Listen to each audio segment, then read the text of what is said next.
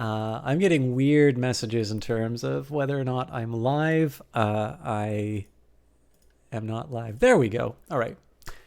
I have transcodes now, so I'm happy.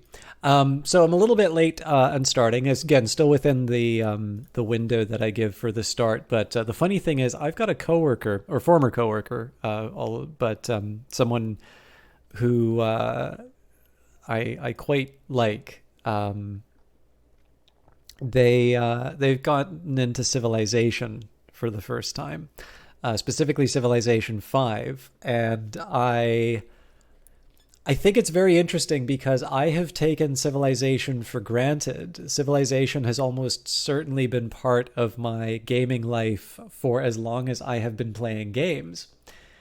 And yes, I realize I'm doing Cultist Simulator. We'll be talking about that before too long. But what's interesting is that, like, I assume sorry, not Cultist Simulator. I assume, oh, they play Cultist Simulator, by the way. I kind of assume that Civilization is just one of these things that people know because I've always known it. I actually don't really remember a time when Civilization, like, hasn't been something I've known how to play. Admittedly, not very well. Like, obviously, if you're playing your very first games ever, and it's a game like Civilization, you're probably not going to understand what all of the different controls are doing. But picking up a new Civ is just a question of what are the changes they made this time, and I generally feel pretty comfortable with it. And it's this very weird blind spot I have in my gaming experience to realize that not everyone necessarily has that experience. So I was recording a quick video for them, but as is Civilization's way, that thing creeps up on you. And I didn't realize it was basically 7 o'clock when I finished recording it. And then, of course, having the technical issues trying to get the transcoding working and whatnot ate up the rest of the time. But I am committed to giving you as close to a full stream, if not a full stream, as I can. And it's Cultist Simulator, so there's certainly plenty to talk about. I haven't been consistent on this, but responsibilities: design, writing, and coding by Alexis Kennedy, production, marketing, and biz by Lottie Bevan, UI design and coding by Martin Nerukar. Art, you can find them on Itch, I think it's Shark Bomb is their studio. Art by Catherine Unger, Lottie Bevan, Clockrick Cuckoo, Sarah Gordon. Music by Maribeth Solomon, Brent Barkman, Mickey Erb from Mickey Mar Productions Limited. Audio by Sound Cuts. Additional coding by Chris Payne, Fraser McCormick, Mark Gagne, also known as Lyra Zyder, and Hannah Rose. Lyra Zyder's on Twitch, by the way, if you haven't been checking out his stuff. Additional writing by Lottie Bevan. Additional design by Calvin Porter. Additional marketing and PR by Claire Sharkey. Lots of work for Chinese and Russian localization. And again, I don't mean to, I definitely don't mean to undermine the efforts of these people, but similarly for the special thanks. There's a lot of extra credits that have been added into the game here, and I think that's wonderful, but I'm going to be retaining sort of the original credits before. So this would be Sonia in PK, Matt Hosty, and Haley Urias. And then, of course, literally everyone who has ever sent feedback or a bug report. Thank you. A couple of other things to mention. So for those of you who are fans and followers of this game, one thing that's maybe worth mentioning. So first of all, actually, this happened a while ago, but if you are someone who plays on mobile, a number of the other DLC have been available for a while now. So the Dancer is available. The Priest and the Ghoul are also available. I am told that apparently there's some kind of a bundled version. I have not seen that on the App Store myself. But then there's lots of different reasons for that. I've also noticed that when people tell me that there are sales going on the App Store, that I don't necessarily see them. And I suspect that is because I'm Canadian. I think that there might be different sort of regional pricings, regional bundles going on. And I mean, I benefit from that as a Canadian too. I know that a lot of games soft launch in Canada and then do their wide launch. So sometimes I get a chance to take a peek at things early, but it also means that sometimes I don't get a special discount on items as well. So for those of you who've been checking the game out on mobile, you probably already know this, but you can there, you'll have access to other content if you are so inclined. And then I don't, again, especially on the Twitter stuff, I have been tried to be a bit cautious in terms of hawking too much of the affiliate links and whatnot. Ever since Twitch did bring in the affiliate program, the revenues that the stream has been generating have gone down by quite a bit. And not everybody necessarily likes using the Epic link, which I understand, so I got the Humble link. And the take-up on that one was less than the Epic one, which was kind of funny because I got that specifically in response to the Epic demands. But for those of you who are looking to do a little bit of support to the stream through something that you can kind of benefits you yourself, obviously buying anything through that Humble link will help. But I did want to draw your attention to a couple of particular ones that were really interesting to me. So for those of you that like Stellaris, there is a Paradox bundle going on right now. The Best of Paradox bundle. I believe if you pay more than the average, you can get Stellaris. So I think that's about $9 Canadian. If you go for the higher tier, you also get Battletech and Tyranny, which are two of my favorite games that Paradox has published. Not developed themselves, but published from other developers. And then if you get the top tier of that one, you can get Imperator Rome. I think it's about $26 Canadian, so that's a fairly good price for what is a fairly recent game. I realized that was one that not necessarily everybody had warm feelings about, but I actually had a rather good time with it. So. And I will be returning to that before too long. Also, for those of you who are a bit more of a programming bent, some of you may recall the O'Reilly books. These are the ones with the etchings of animals on them. Probably the most famous one was their Pearl book, which had like the camel on it. I think that eventually became the logo for the company. Now, O'Reilly you can't buy their books directly through their store anymore. The only thing you can access is their Safari service, which I personally find a little too expensive to be worth it for myself. But every once in a while, I'll either pick up one of the books off of something like Amazon or that. But what I've really noticed lately is that I've been picking up the O'Reilly books through Humble bundles, because every once in a while there'll be an O'Reilly bundle. Sometimes they're not that worthwhile, and every once in a while there'll be something rather good in it. So there is an O'Reilly bundle right now. There's a couple I noticed which might be available for free. So there's one on the Julia language called Think Julia. If that's like Downey's other books, Think Stats and Think Complexity, chances are there's a free version available online that they will have put out. So that's at the bottom tier. But the reason I'm mentioning that one in particular, if you like Python, or if you were thinking about learning Python and you're committed enough that you want to get good at it, the top tier of that particular bundle has a book called Fluent Python. It's a long one, but it's a very good one. It's one that will really take you from, I'm putting together statements at a very basic level in Python to I understand how Python works and I'm able to take advantage of some specific things in the language to make me more productive. I'm actually not that far in my current reading of it, but I've definitely used it as sort of as a reference on more than a couple of occasions, and I actually am very fond of it. So I think that book, like the list price on like Chapters, which is a kind of like the Canadian Barnes and Noble, I think it's like $70. So you're looking at about 20. Obviously, it's a digital edition, so if you don't like an electronic copy, that may not be attractive to you. But that was one that I wanted to draw your attention to as well, because these are chances, if you are so inclined, a way that you can support the stream through buying something for yourself. On YouTube, I'll try and remember to put the links in the description.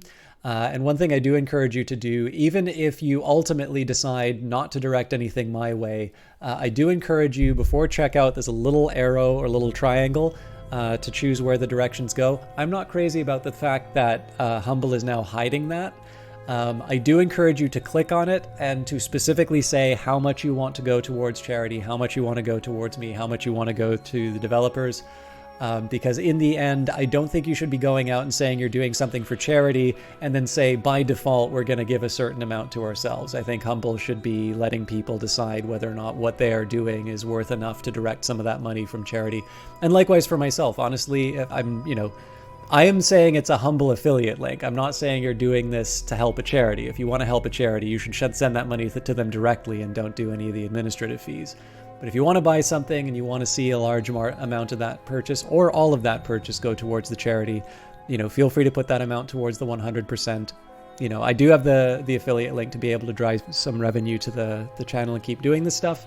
But honestly, if you want to see the charity be supported, frankly, I can't. I don't think I'm in any position to tell people to take away money from that. So sorry to do the shills, but I know if I don't talk about that stuff, then people aren't going to use those links. Let's get to it.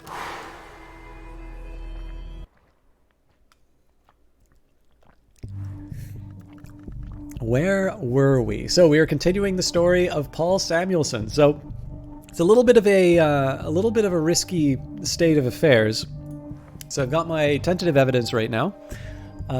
This was sort of a consequence of some mismanagement as far as my reputation was concerned, and going on some adventures. I'm currently sitting on dread. Now, I think this thing has already got some dread. This dread may be already be inside though, so I could be a little more worried about that than I should be. We actually very quickly went through Morelands and the auction house, so really we're at the point where I need to be earning my next few. Sorry, what am I trying to say here? I need to be earning my next few books through expeditions, and I don't really have all that strong of a group yet. We do have the Stag Doors riddle, so what must open before the way opens? In this case, we certainly do not have anything remotely close to the lore that we need to be able to solve that. So there's a few things that we're going to be doing. Number one, we're going to try and grab a little bit of. We're going to try and grab some more. Sorry, we're going to try and grab some more followers if I can. I think I'm going to use my Voiceless Dead to try and take out the evidence. We will clear the bleak thoughts with the contentment. I was a little corny and decided to talk to Sulochana about it so that I wouldn't lose it. And then, what are we doing at work right now? Right, we're just working at Glover and Glover, and I think I'm going to keep with that. So let's let time pass and see where we're at. The biggest thing I want to do right now is fill my ranks and start getting some of these expeditions down. Although with the Voiceless Dead, ideally I'd also like to make sure that they're kind of sticking around, given the fact that they will turn into a liability after a certain period of time. Hello, Chocolimit. How are you doing? I saw you in Baby Gloom stream not that long ago. I'm glad you're supporting streamers when you can. So I already know Sanskrit. There's really no advantage to me studying that with Sulochana right now. Is there anything else I want to talk with her about? Well, let's talk about the Ecdysis Club. There's a road that you can walk that begins there in my house. If you want to talk about it, meet me there.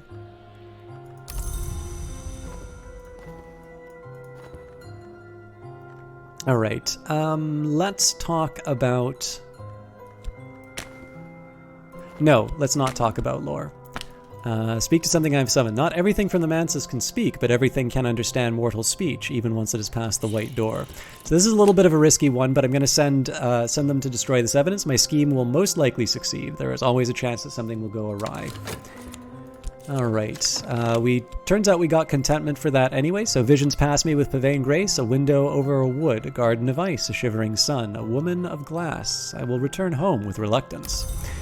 All right, so that's generally good news. Let's take my pawn and get them to search the streets for now.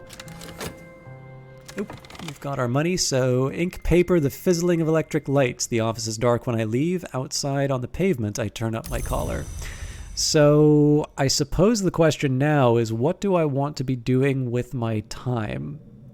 It would be nice if I could upgrade my... it would be nice if I could upgrade my scholarship, but for that I'm going to need erudition. Let's try and boost my my health. The way I'm going to be able to do that is by earning vitality and turning that into lessons learnt. A hireling. I found someone whom I might pay to enact regrettable necessities. Add funds to hire them for a limited time. We've got enough funds, so let's add them to some adventures. Maybe St. Agnes's Hospital? Feel like I might need Forge for that too. The air is curdled now. I am home again in this lump in flesh. Better, perhaps. And we have translated the Orchid Transfigurations, Volume 2, A Birth, the second volume of a compilation of quasi-Rosicurian allegories, supposedly by Robert Flood. This is a later English translation. So, the question now, of course, is: do I want to be reading my books right now, or do I want to try and combine things like Vitality? And 16, I think in the case of Vitality, I will. I'll run with that, but I am going to go through the door. So how I'm going to handle this, I'm going to leave the study open for a little bit just so I can get my lesson learned out of my vitality, and then I think I'm actually going to spend my health both in study and in working at the construction job or day labor. My strength attracts comments. Not all of these comments are compliments. I draw my pay and leave. So it doesn't earn us a whole lot, but it does earn us a vitality, which is good. And of course, the stronger we get, the faster the work goes. So we will combine the 2 vitality into a lesson learnt. And let's take our office position to make some real money.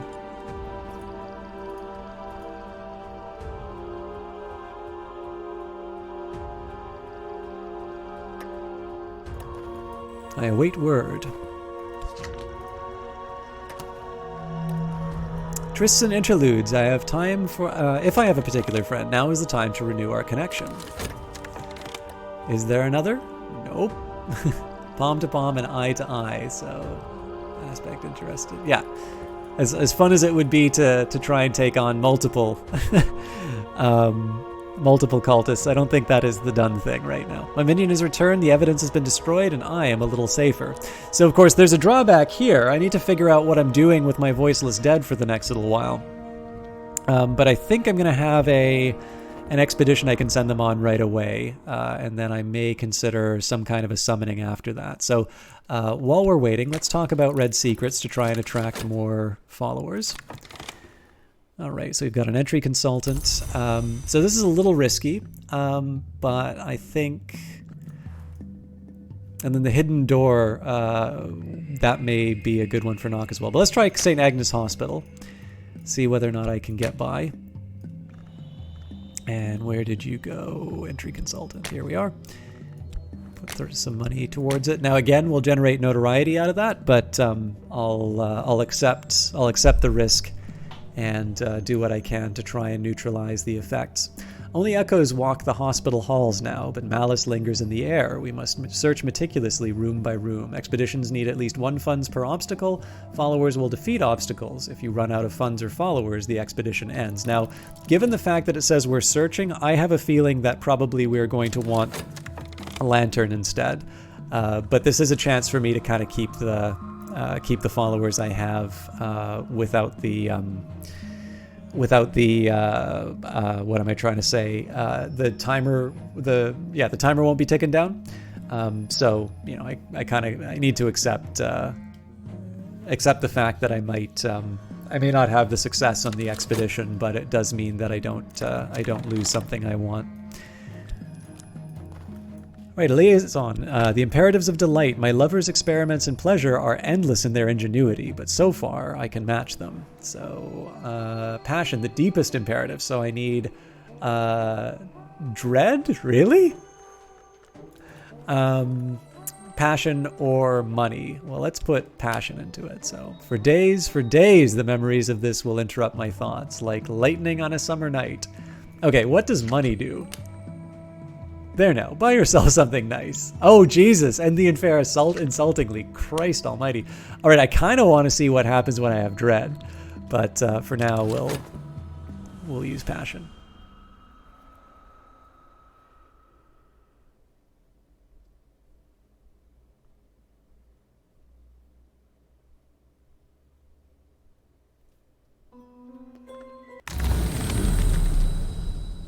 Okay, so I think I'm just going to go straight for the Furtive Truth. I know it's not the most exciting choice, but I can actually use the extra points.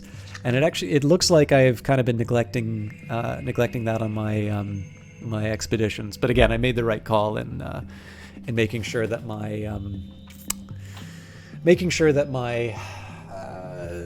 cooldowns were properly managed. Many of the dead enter the mansis through the White Door. They wander its corridors in silence until they are lost. Some embrace each other, some devour each other, some force their way into the dreams of the living. A few record their memories on the mansis stone where it is soft. They scratch it with their nails, you see. Last night, I read one of those memories. So as much as I'd love to keep going through the White Door, I think I'm going to try and recover some of my health here.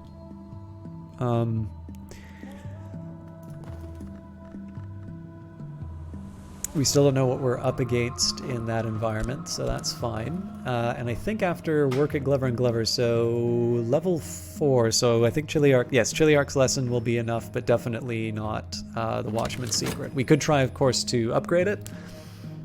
Speaking of. Erudition or an HQ with a library. Alright, our expedition plans for the next challenge. It will consume funds. I can add funds now, or I can send another follower. Aha, yes. We need heart or lantern to suppress this curse. Otherwise, it will not keep us from our goal, but it may trouble us later. So we're not really well equipped for either of these, but in this case, bringing Pope Clifton and Slee will give us our best chance in going up against it. So we'll grit our teeth and see what we can get away with. When I arrive, Rhaenyra is impaired since delay. When I arrive, Rhaenyra is hazed in perfumes. When I leave, she lies tangled in a glorious sprawl of limbs. I'll carry her with me for days. So I've gained contentment, a passionate memory. I could recall a warmer time. So aspect, a way back through dream. Some memories are sketch maps of dream. Some even pass through the bounds of dream, to the wood and the house that rises above it. All right.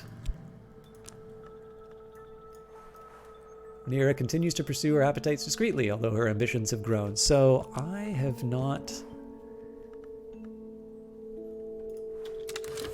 I don't think I've encountered this before, so let's take a look. I'm ready to grow stronger. Use this lesson learned with your strength skill. I think I need 3 of these. 4. All right. So let's study.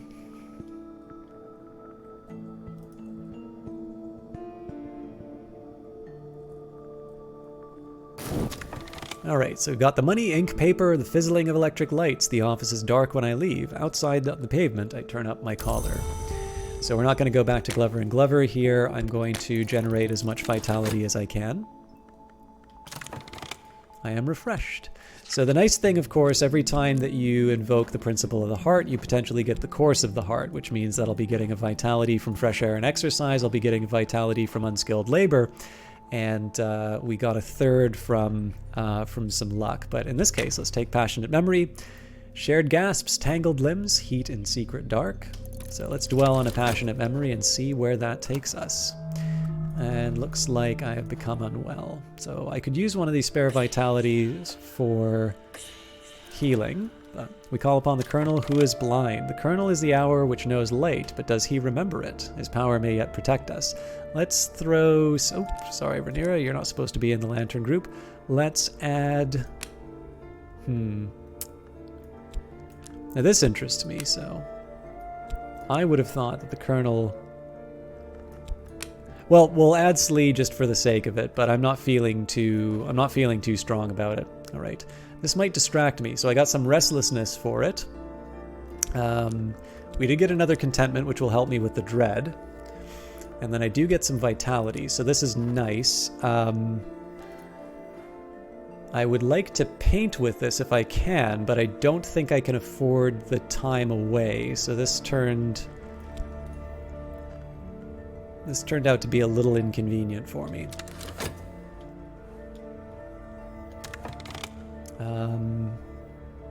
So 47 seconds before I need to worry about the... you know what, we'll go for the ascent. And I think, honestly, if this thing turns into dread, it's not the end of the world.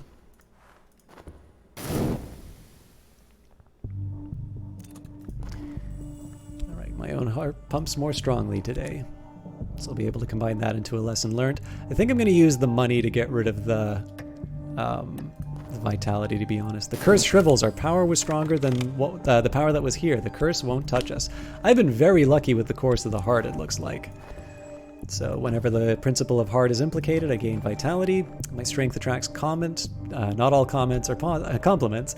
I draw my pay and leave. So I'm out of health at the moment, but I've got no shortage of spare vitality to kick around right now. So with that in mind, let's say... So 26.5, this is going to turn into dread, so I won't actually have any contentment to deal with the restlessness, which is unlucky. Let's go to Glover. So what I would love to do, of course, is paint with the restlessness and be done with it, but I know that then I run into problems at Glover and Glover. So let's just take our lumps. I'll apply my reason towards menial tasks. And let's make the most of this vitality.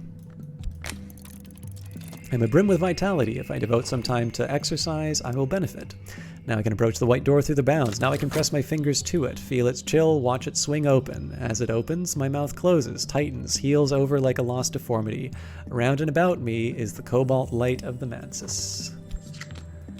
Oh, sorry, I was talking, I earlier at the start, I was talking about people who are fans of Cultist Simulator and something you might want to check out. I was enjoying quite recently, and then for whatever reason, I don't think I actually finished the thought.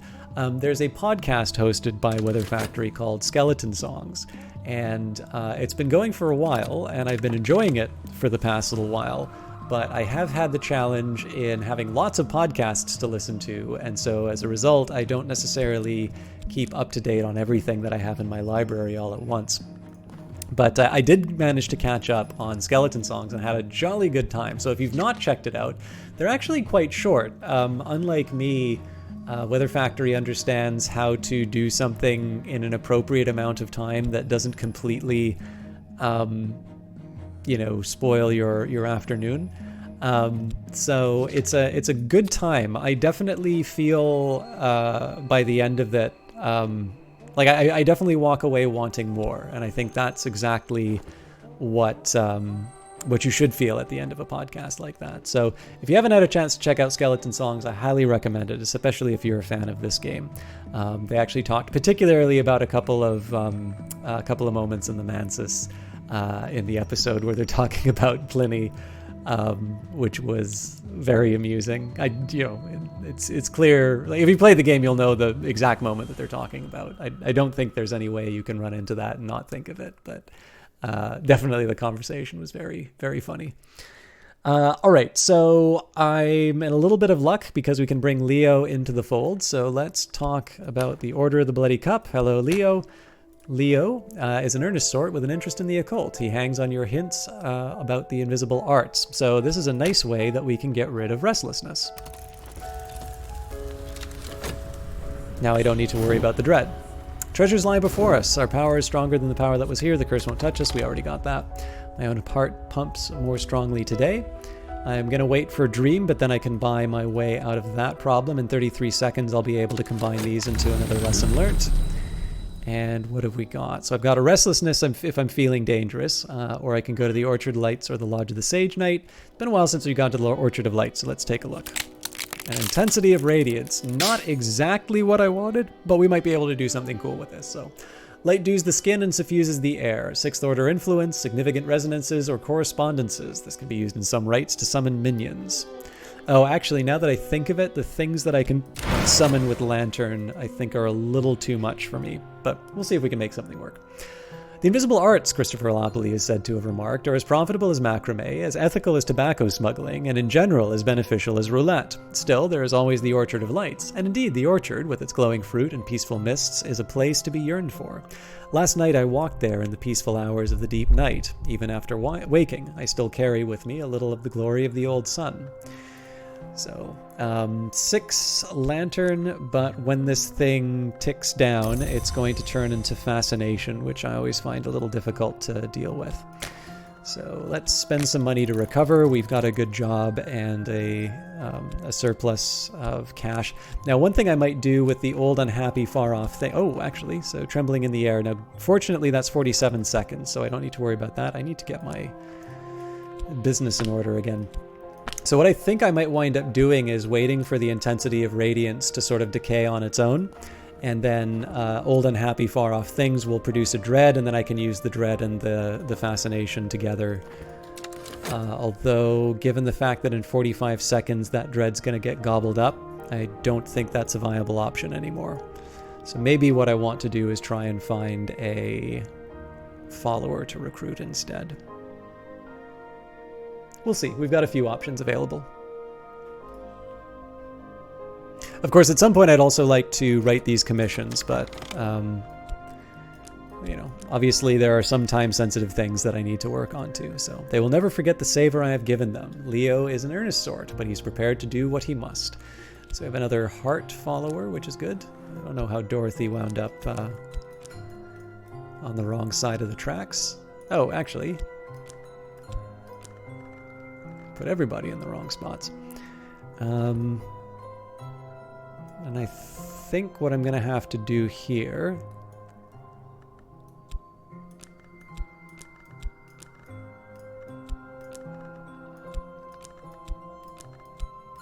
There must be order.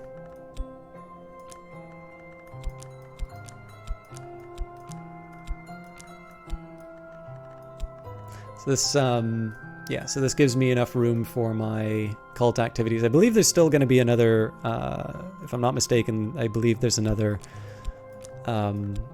patron for me to worry about. I can start moving my expeditions up as time goes by, but this should give me enough room for all of my followers to kick around. Also, you are a Grail follower. Yeah, so all the rest of these line up. I might as well put this under Lantern. There we go. But I did forget a very important step, which is I need to make sure that the talk verb is currently being used. So I don't have anybody to recruit, but let's have a chat about the Red Secret. Violet Chamber. What was this place? The door bore no sign. There were no windows. The walls were painted a rich violet. Rich even now after taking the ravages of rain through the leaking ceiling. A rotting chair has leather straps on the arms. The floor is porcelain and runneled. Alright, so we've got yet another lesson learned. Let's just combine the other two vitality. So I am one lesson learned short. So it may be that... I've only got 172 seconds. I think the fact of the matter is, as much as I would love to do all these other activities, I don't have that much time to get the lessons learned that I need. Mirrors are calm, the sun is steady, the glory recedes. I am sane, if that means anything. No fascination drives your visions, it's over for now. So I do have an idea about how I'm going to deal with this restlessness. Oh, but you know what? I think this is actually going to grab me before I can do anything about it, so I need to prepare for that eventuality. There's a padlock cupboard in the wall. It does not resist our strength. It does not long resist our strength. It contains instruments tipped with flint and glass, instruments one would not expect a surgeon to use. It contains other matters of more interest to us too. So we've got Slee, notoriety, Pope Clifton. Obviously we didn't use all of our money. That's the only reason we've got that back. Rose pearl dust. Pearls are sacred to the witch and sister, especially those of this color. They've been used in protective rites, among others. So of course, this is if I want to do something special with painting. We've got the empty hospital. Now, this is a potential location for our headquarters if we want. We've got the Locksmith's Dream, Trespasses. The third volume of Teresa Galmer's Examination of the Parallels and Mystic Dreams of Artisans. I keep reading I need to remember that I never actually... I always reread these when I go to read them in the study anyway. We've got Stained Gloves. What uses have these known? What lessons might they teach my hands? So this is an item that I'll be able to use. 4 Grail, so I'm actually probably going to wind up Ah, okay, so the restless, I'm hurt on the restlessness, which is a bit of a shame, because I think there's something interesting that I can do with upgrades now. And we've got the Rose of Hypatia, which is in Greek, marked with the triple sign of the arcane contemplative order known as the Sisterhood of the Knot. All right, so the question is, what do I want to do with the explore verb right now? To be completely honest, my best option is just to keep going. So I think Cater and Hero will need Forge. Congregation of St. Felix of Shuren.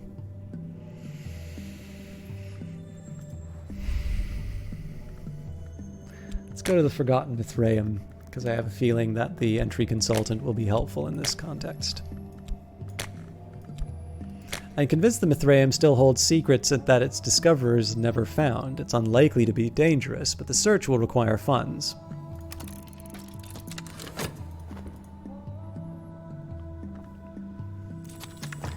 Alright, sick room grows close and stale, time to get up. So the question now is, what do I want to do with my dreams? This is a tough call. There are some ways that I could try and get some more health. I just don't think they're worth it. So what I will do, I'll go on the way to the White Door and go for the chance of generating a vitality.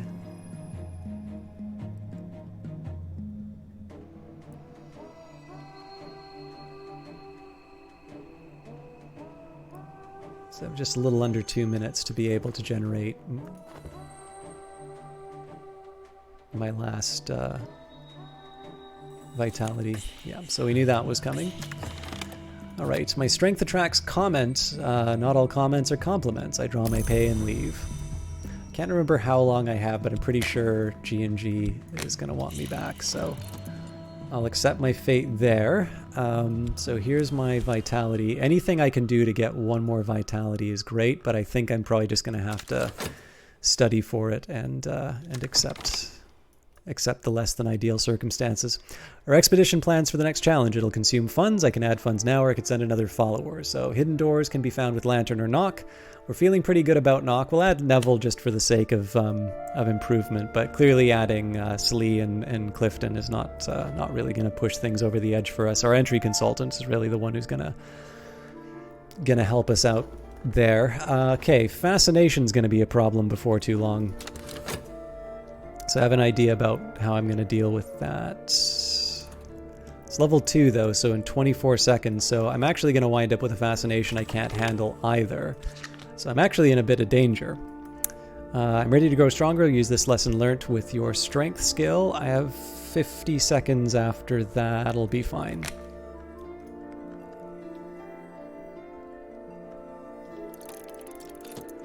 Actually it won't.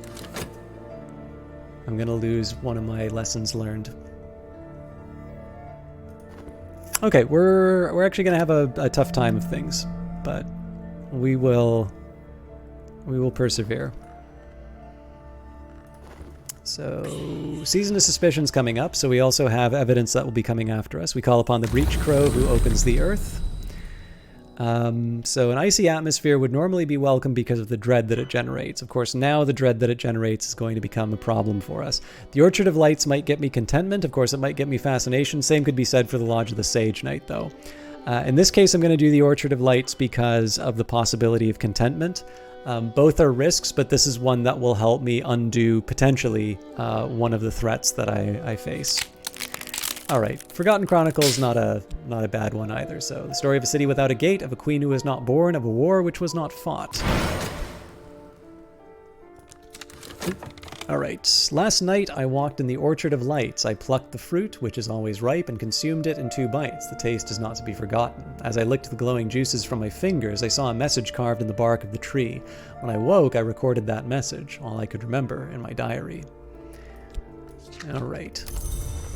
And of course, we didn't get any, we didn't get anything for that. So I could roll the dice with passion. I'm not quite ready to pull out all the stops in terms of generating certain.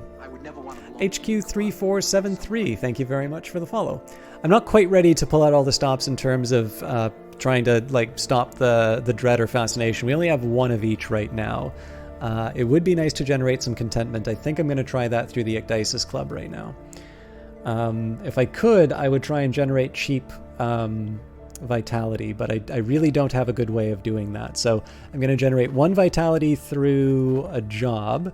I'll generate 1 vitality through study. And then I think what's just going to have to happen here is this lesson learned is going to decay down to a vitality. So I need 1 in reserve. I need 1 in... oh, God, what was I thinking? Is there any way I can salvage this? I thought I was messing that up.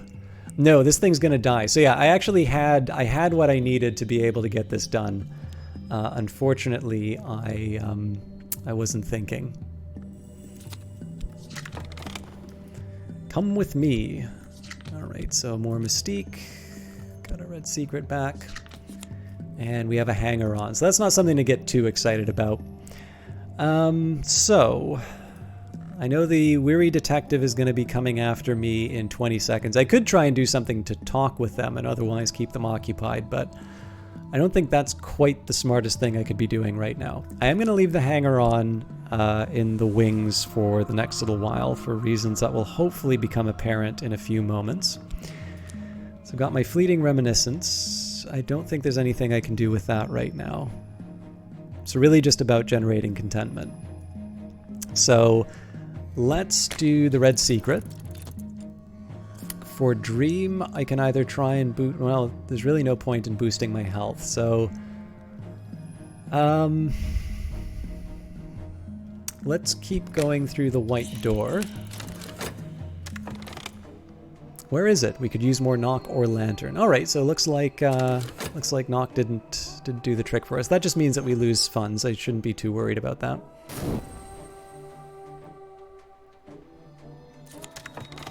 Alright, ink, paper, the fizzling of electric lights. The office is dark when I leave. Outside the pavement, I turn up my collar. So what I'm going to be doing here is another unskilled labor. So once again, I put my strength to use. So that's 45 seconds. I should have paid attention to that because obviously, however long I have left in my position at Glover and Glover, I might be able to get another sneaky job in. But what's going to happen now? This is going to decay down to a level of vitality. I'll be able to combine that into another lesson learned. But basically, I have the raw materials that I need. It's really just a question now of combining the things into the fourth. So I'll take the vitality I earn out of this to combine this back into a 4th lesson learned. Then I can use the study slot to get everything else where it needs to go.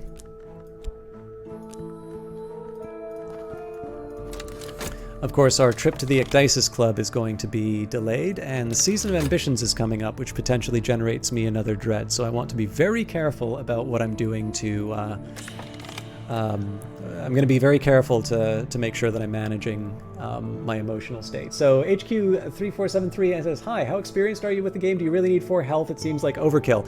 Sorry I missed those earlier messages. I have on Steam 341 hours, but I was playing the game in the early alpha because of the like during the Kickstarter backer period. So I don't actually know specifically how long I've been playing, but I've been playing a lot. And while I would agree with you that having a lot of health may be overkill, the big thing is that when you level up your skills, if you get them to the maximum level, you do get access to a particular type of skill, and those particular types of skills will allow you to do different kinds of upgrades. So maxing out your skills is beneficial, not necessarily just through the acquisition of resources, but through the fact that you're able to be better at studying the occult elements. It's actually a touch that I really like in terms of how they approached.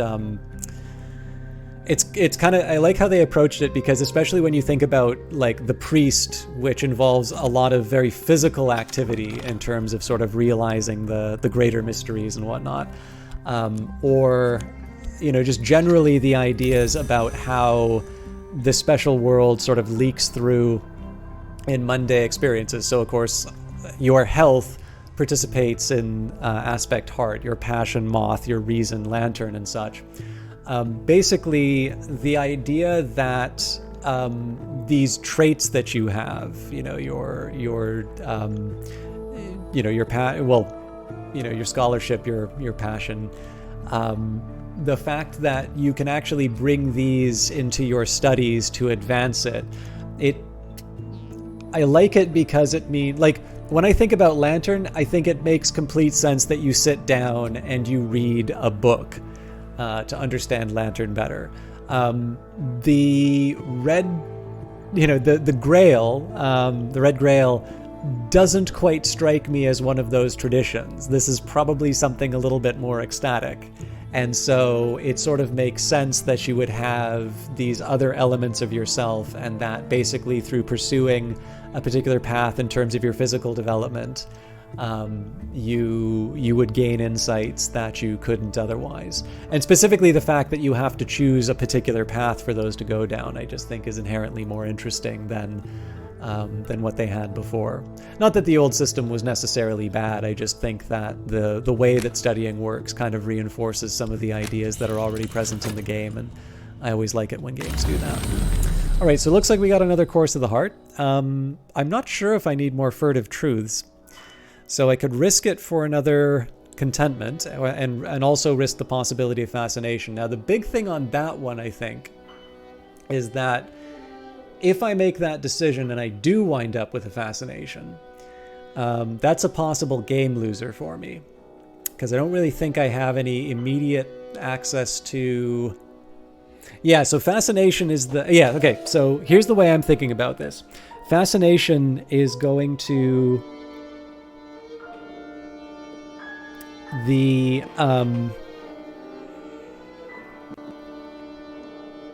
So Fascination is not the thing that I have an immediate answer for. In the case of Dread, I know I have sort of an emergency escape that I can pull.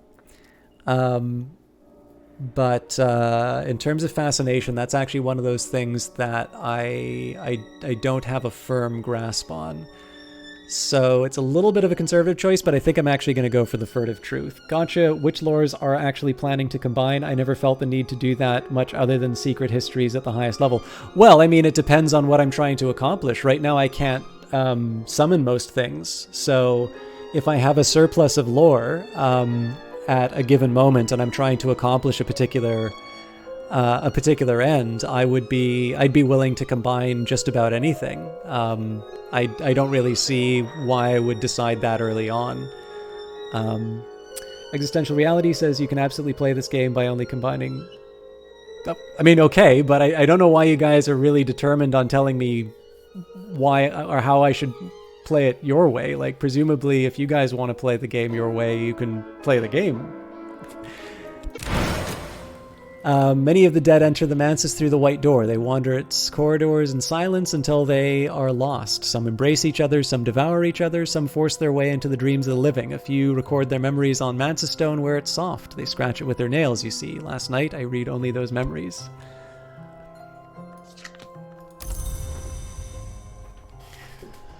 Okay, so I feel like it's a waste of my dream slot.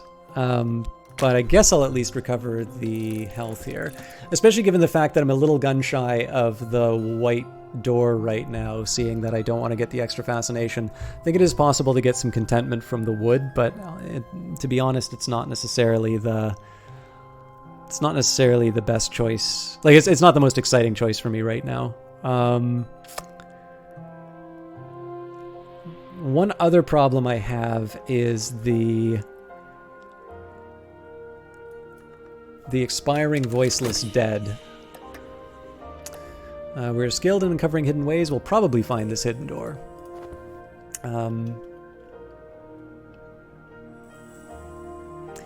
Yeah, the big dilemma is that if I want to use the Ecdysis Club for contentment, that's going to mean that I get some dread eventually from the winter influence that comes out of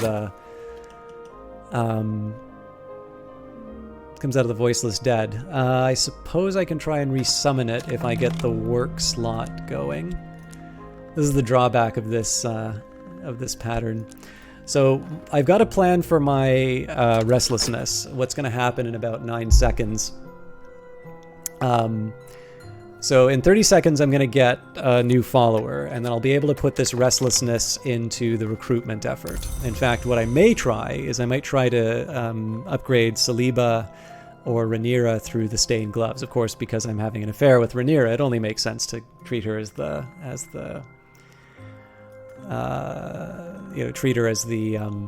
favorite. You like how you can take your time to consolidate your knowledge or take more risks and still get in the same place is what I meant. Both are valid. Yeah.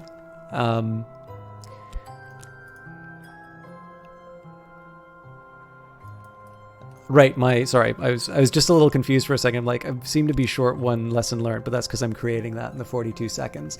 So after 42 seconds, I'm definitely still going to have enough time on that lesson learned to be able to combine everything. The restlessness that comes out of here, I don't need to worry about that turning into dread because I can use that either to upgrade Rhaenyra or bring the hanger-on in.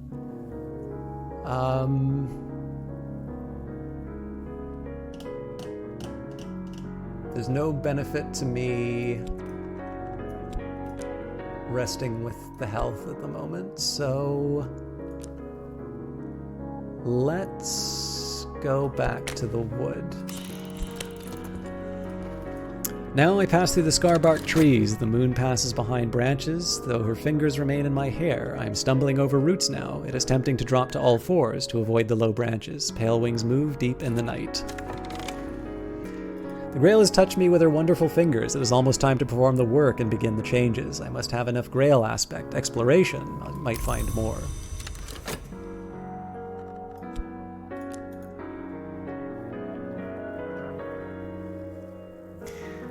Alright, so again, I feel a little bit bad that I've not done these commissions, but the fact of the matter is I do have a few more kind of pressing concerns. This mystique might occupy the detective for a bit longer, but I think that notoriety is almost certainly going to cause me problems.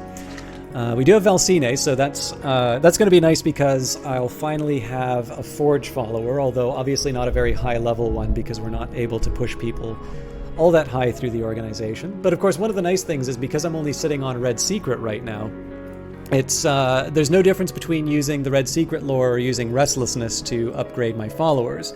So this is one of the reasons I was hanging on to the hanger-on, is it gave me the option of being able to dump undesirable influences if the time came, and this is exactly what we're going to use it for. But first things first, so we've got Rhaenyra. The important thing here, oh, interesting. So this must be because we spent a night together that she's got the extra Grail. Cool.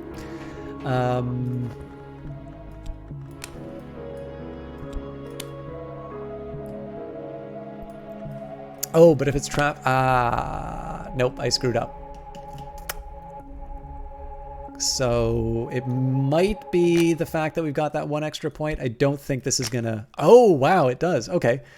Promote a believer by invoking Grail. My follower will kneel as a novice and rise as an initiate. I will administer the necessary oaths myself. Surely I can't do that. Yeah, no, it's specifically because we, did perfectly above board and otherwise sensible things to each other on our last date. Judges lie before us. Fate lies in stone, a surface that yields to pressure. We found it. The hidden door moves, with a grating shudder and a shower of dust. All right, well, that was lucky with the mystique. Again, the notoriety is still going to be a problem, and of course we'll get the notoriety that comes out of the expedition anyway. But that can't really be helped. So there's our reason. There's our job back. Funds. So I suppose in the worst case scenario, I could try. Yeah, that's not a good idea. I'm just taking a minute here to think about what I want to accomplish.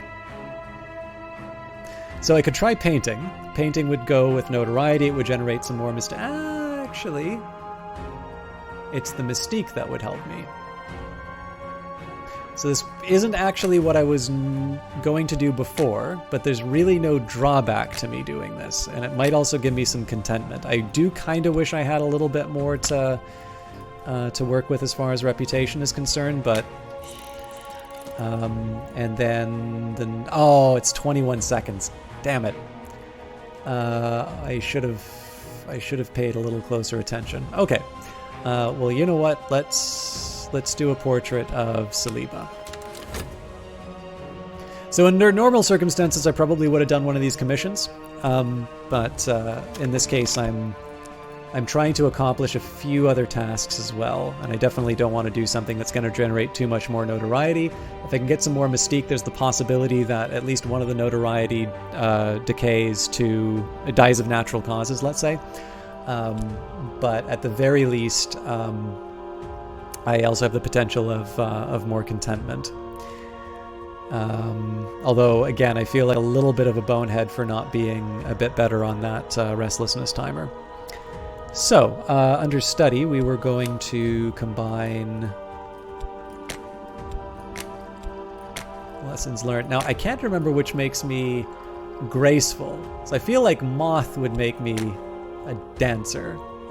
Through fire we fly, and it shall not consume us. Or higher strength, I will burn with the strength of the Forge of Days.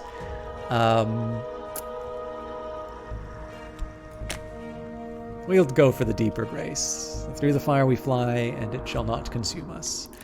I have no idea why I did the high level lore, it just feels right.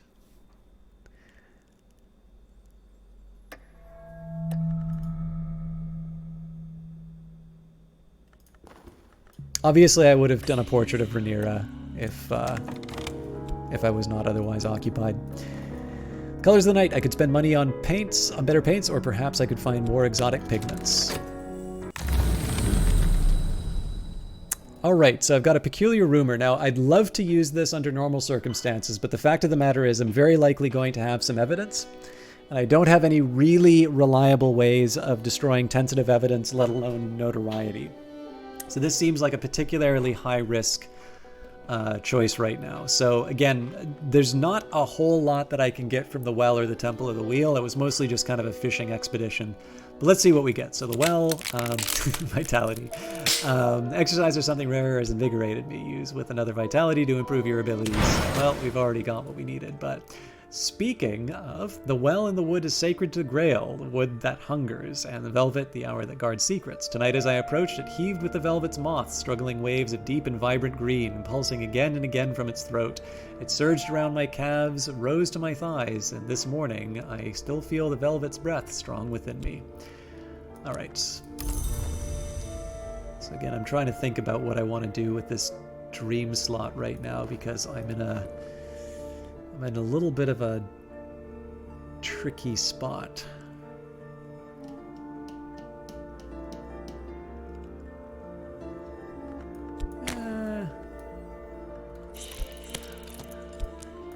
I'm sure I'll regret it, but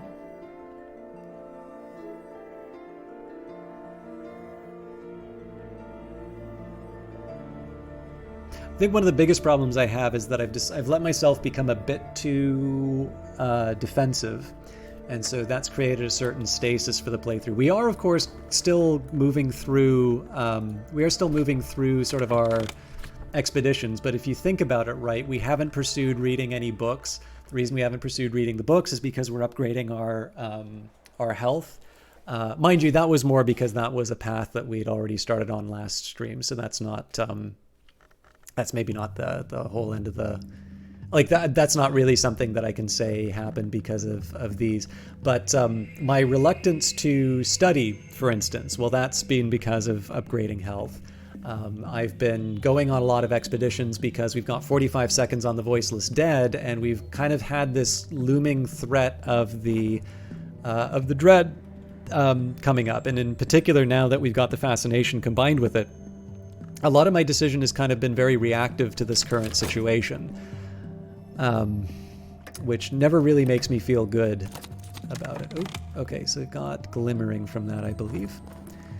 The Deeper Sanctuary. Did I read this before? A lonely space, musty with the memory of blood. We have found the hidden door that the highest grades of initiate used. The altar tilts back like a jaw behind its pyramid space, where only the sun hunters and dawn givers might go. But others have been here too, much more recently, and they have left their treasures. So, some good knock in there, Neville. So we know what this is picking up.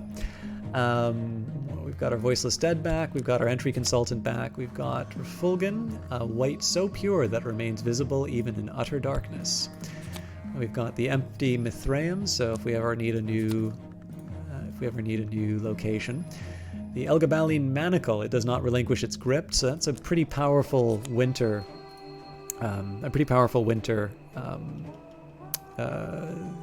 item. And then the Cracked Noonstone, on its own, it doesn't do a whole lot, but now that we have Valsine, I might be able to give her a little bit of, not so much money, so much as the coin of the occult world to repair it. Noon, the saying goes, is not what it was, but this stone still retains an embery glow. It has been cracked. A Forge-aspected follower could restore it with sufficient resources, or I could use up what power remains in it. So we're probably not going to take advantage of that anytime soon. But promote a believer by invoking Grail. In pain we are born, in hunger we are embraced, in delight we are devoured. These are the gates of the body, and this is her promise. Not all that is born decays. In remembrance of that promise, we give ourselves to the feast. Rhaenyra commands admiration wherever she goes. She reserves her attentions for those who merit admiration in return. I probably should have read her description before, but... Alright, so we're definitely not going to be able to move her any further up the chain. We've, again, got our place behind Desire, but to get rid of the restlessness, let's bring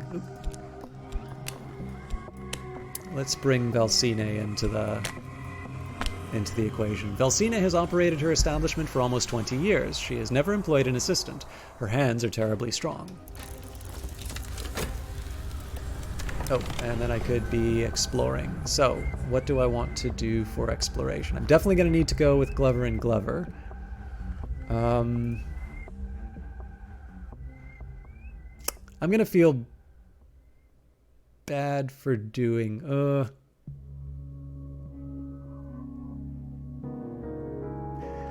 I think I'm actually just going to send the Voiceless Dead out on a reconnaissance mission. Ah, crap.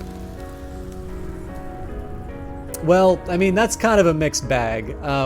Overall, we'll be fine, but my recent work is considered significant. I may yet learn a living from this, but nothing is certain. So, got a bunch of mystique. I still have the notoriety, of course. Good work, Saliba.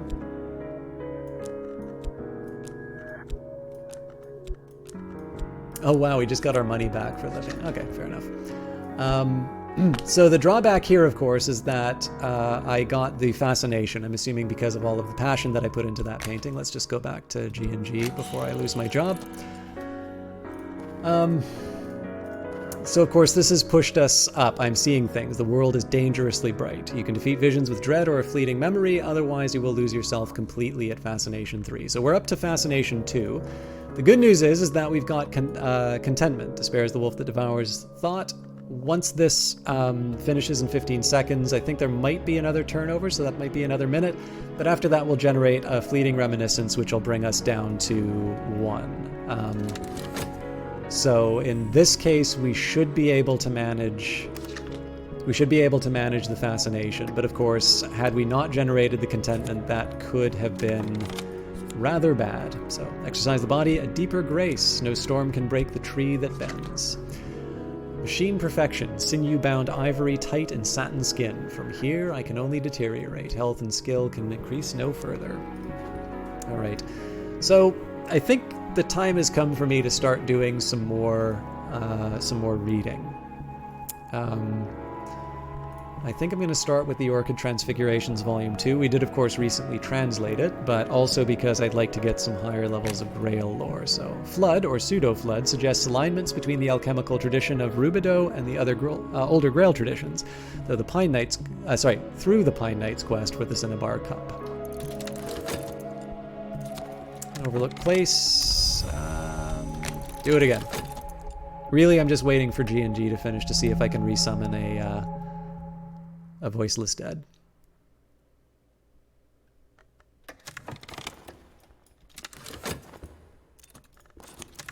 This is something like enlightenment. Alright, well, if I really feel like it, I can get another restlessness. I may wind up with another fascination, which will make me feel bad. Let's do the Lodge of the Sage Knight. Okay, well, I mean, intensity of radiance would have eventually turned into fascination.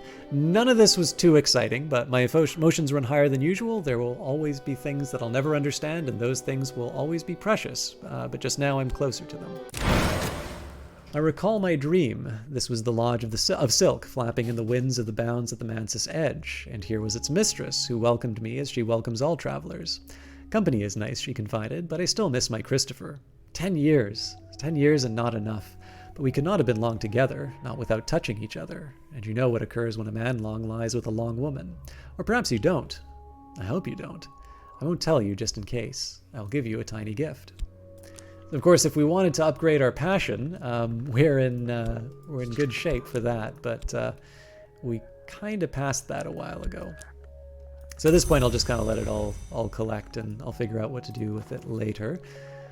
They will not forget the savor I've given them, so Valsine's description now reads, Valsine's ingenuities are endless, and her grip is stronger than a blacksmith's. So there isn't a whole lot of sense in trying to get her to fix the Noonstone yet, just because I really don't have that many resources, and there's other things that I can do with the talk verb. But I can obviously, I'll keep an eye on an opening for that. What I'm really waiting for is a chance to boost up my my erudition. As it happens, I haven't really gotten boost up my reason, and as it happens, I haven't really been generating a lot of erudition at the time that I really need it. So I'm just going to take a minute here. In 44 seconds, we will try to sort of rehire, quote unquote, the voiceless dead. In terms of the talk verb, what do I want to do there? Yes, I can use the voiceless dead to get rid of the evidence. Okay, that I'm fine with. This notoriety, actually, this turned out not so bad, because in a minute the notoriety is going to go away. But that still invites the question about what I want to do with my talk verb. Can I have that tied up for a full minute? Not even a full minute, full 2 minutes. And the answer is no. So I'm going to sit and wait. Unless I have somebody I want to upgrade. I'm going to hang on to the hanger-on. Yeah, I'll just leave the entry consultant out. I have a plan. So we can afford you. Yeah, this is 10 seconds, so we'll just keep cranking these out for a little bit. Oh, what do I want to do with the dream slot? I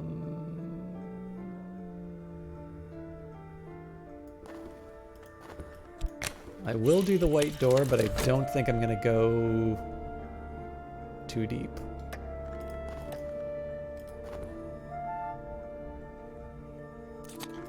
So this is really just me buying time with the voiceless dead more than trying to take advantage of Street Strange by moonlight.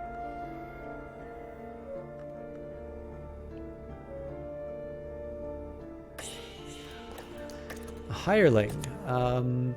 You know, the fortune teller wouldn't be terrible.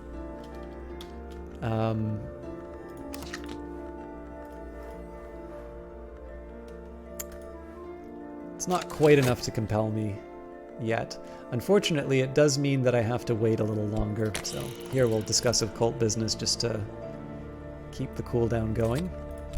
Alright, so ink paper, the fizzling of electric lights, the office is dark when I leave. Outside the pavement, I turn up my collar. So in 43 seconds, that will leave us 45, so that's actually not long enough for us to... yeah, that's a real bummer. So the drawback here, of course, is that given the time it's going to take this hiring to happen, I'm not necessarily going to be able to resummon the Voiceless Dead in time, so I'll just reset the cooldown on Glover and Glover. It means I'm going to have to keep the Voiceless Dead kind of kicking around longer than I want, but still more than enough time for me to be able to try and recover it. Read this volume of the Orc Transfiguration. Seek the cup in the birthing bed, the Pine Knight is told. The midwife at the birthing bed, to his amazement, is the Mountain Mother. In a fit of awe, he both gelds and flays himself. The vigilant storm bursts joyfully from the remains. And we now have a Mega Legion incantation. The Great Mother remembers. So with that, we should be able to move Saliba up to higher levels of Grail lore. Moving right along.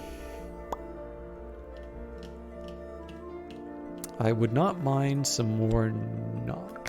So, Hirschalt's Treatise on the Underplaces. Actually, let's read that. So, herein, a 17th century mystic and antiquarian, Claude Hirschalt, describes the bounds or underplaces on the borders of Dream. He warns that they shift over time. The walls of the Mansus, Hirschalt begins, are the size of starlight. Many of these directions are equally unhelpful, but common relationships do emerge. I think I have to translate that. Oh no, we already did.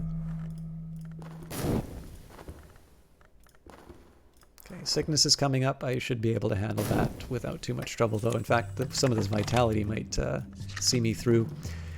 I'm certain that my adversary has lodged a copy of their notes elsewhere, with their solicitor, with their superior, or even with a contact in the press. This is troubling. Actually, now that I think of it, dread wouldn't be the worst thing in the world because of the fascination. But I'm not going to invite it. Let's try the Lodge of the Sage Knight. The story of a city without a gate, a queen who was not born, of a war which was not fought. Last night I visited the Lodge of the Sage Knight. My hostess manifested as an elegant woman with fashionably short hair and dark glasses. No, she admits, I don't need them any more than I need eyes. Allow me my sentimentalities. But you've come here for knowledge, I expect. Here's a story I heard in my Karashim days. You're welcome to it. Only remember me if you come to make the pilgrimage. Okay, so let's say...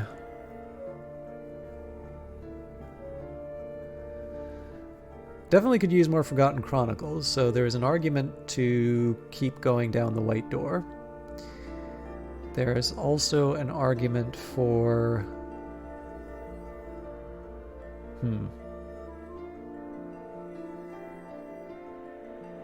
Sorry, I know I paused for these moments. I'm just trying to think my way through.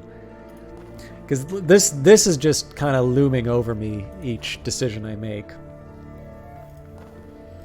So I know health problems are coming up. In 46 seconds, I'm going to be able to try to resummon the...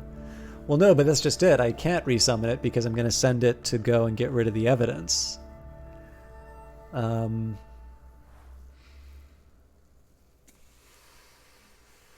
So do I try and provoke dread?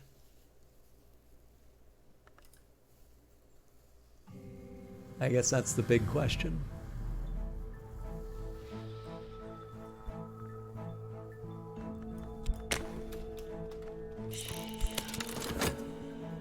Not that I'm going to get dread doing this, but... I also need to decide whether or not I want a level 5 lantern follower. I think at this point, probably not wasting money is a good idea.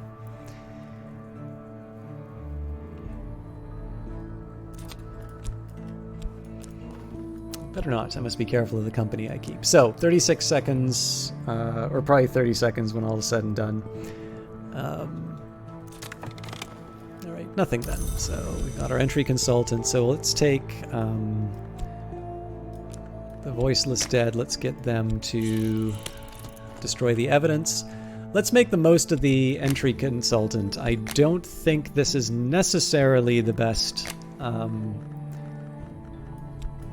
choice I've made, because I think we're still underpowered for expeditions, but membership of the congregation is strictly controlled. It may even be inherited. The safest approach is to burgle the minister's residence while he's conducting a service, but the sworn mothers of the congregation guard the place in shifts.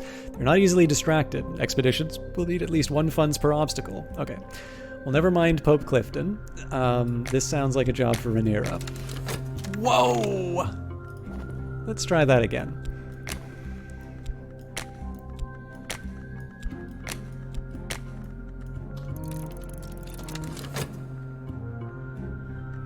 And maybe we'll see if we can upgrade... Oh, there's no way I'm going to be able to upgrade Saliva in time. Alright, a picturesque account of a journey through nightmare, interspersed with what might be partial rites. On the 18th ascent is Bud. On the 36th ascent, the Blossom. Is the Bud and the Blossom, sorry. And the Igavine Rite. Every door of the Mansis requires its sacrifice before it will open. The Igavine Rite prescribes the manner of the sacrifice. So let's read the Locksmith Stream Trespasses. Third volume, Teresa Gallagher's examination of parallels in the mystic dreams of artisans. In this volume, notoriously, Gallagher's prose begins to disintegrate, and it is not clear which dreams are in fact her own. The Stag Door puzzle is what must open before the way opens. So we don't have the lore that we need for that one yet. This is 96 seconds, so we should still be able to heal. Ink, paper, and the fizzling of electric lights. The office is dark when I leave. Outside on the pavement, I turn up my collar.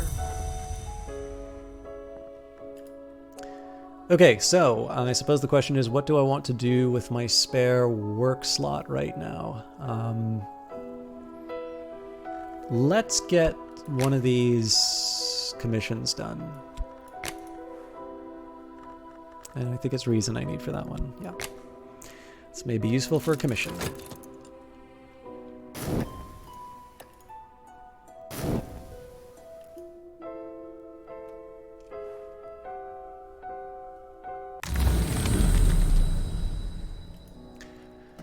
I don't really think I need more furtive truths, but I also don't need more opportunities to lose my sanity, so I'm going to play it safe. Oh yeah, I've got way too many of these. Many of the dead enter the Mansis through the White Door. They wander its corridors in silence until they are lost. Some embrace each other, some devour each other, some force their way into the dreams of the living. A few record their memories on the Mansis stone where it is soft. They scratch it with their nails, you see. Last night I read one of those memories. Alright, let's roll the dice and go down the moonlit road. Expedition continues. Our expedition plans for the next challenge. It'll consume funds. I can add funds now, or I could send another follower. So the contemplatives... Oh, god damn it. We are completely unprepared for this. Contemplatives blessed or condemned to service here. They are bound by their curious vows. We can murder them or deceive them, but they will not be seduced. And we are really not equipped for fights. I also really should have known that. All right. Well, I mean, we'll push things as close as we can, right? I put 2 funds in, so we know we're going to have 2 runs against these guys. If I delay it long enough, I'll at least be able to bring the Voiceless Dead in. But if I can delay the Hour of Reckoning, so much the better.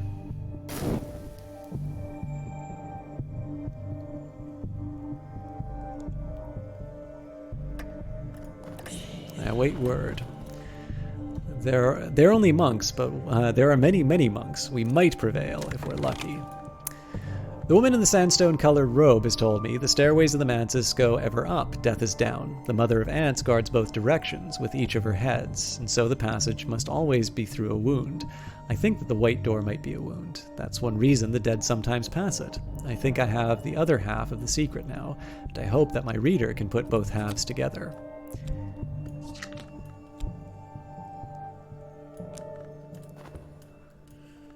All right.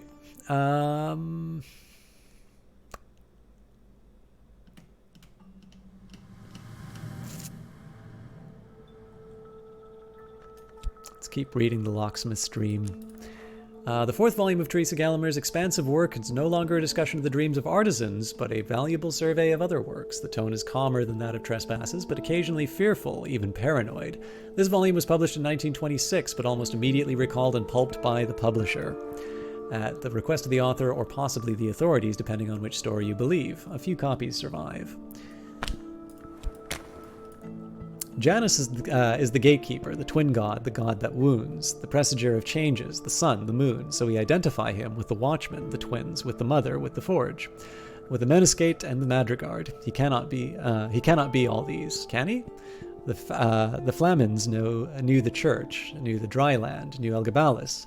Is he then Synthesis, or is he something else? In Galatia, they call him Aeneas Lamius, but the Obliviots are notorious for their slanders. All right, well, this writ of entry bears the seal of our highest authority. Do not stand in our way.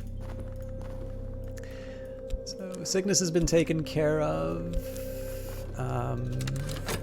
Rhaenyra is on the expedition, so she will not be taken up. Some days are better than others. Sometimes the sky is nothing like a filthy sheet. Sometimes the river runs clear. I finished the manuscript, which is good. I also have the talk verb available, so let's have a chat with Jannings about my good work, and let's not lose my job.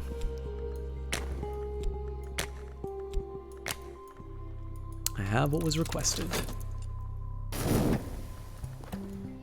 I know this dream. A road crests a hilltop and the air is silver bright. Well, it's not going to get me dread.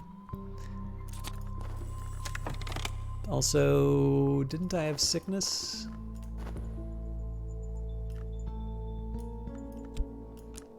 That's what I should have used the dream for. Alright, I have received the currency of the secret world, and my patron has let tantalizing information slip. So this is good. This gives me sort of the start of some leveling. The question is whether or not I really want to dedicate the... So the challenge is, you know, moving the health up is relatively straightforward. It's just a question in terms of whether or not you're willing to earn a little less money while you're doing your physical labors. Really, to try and get erudition up, you're dedicating the study verb to advancement for a lot longer than you really need. Now, the good news here is that I only need 3, and I can take advantage of the fact that I've got a collection of essays. So it seems to me that if I save 2 essays, 2 lessons learned from erudition is not that hard to get. And then, you know, trying to generate the 3. So effectively here, I just need to generate 2, and then I get the 1 more from the collection of essays. So that doesn't seem insurmountable, but again, it is a little bit of a drag to just have to spend all that time studying it. The other thing I can do is, of course, spam as much lantern as possible. But then, of course, the question is, well, how many things can I really apply reason to? I don't have an ascension that requires reason yet, and I don't have I don't have that many activities where I'm really going to be invoking lantern as often. Anyway, if I want to paint, I should probably be able to make some decent money with that, but it's probably not the time I want to be doing that. So what do I want to talk about? I could bring my hanger-on in if I really wanted.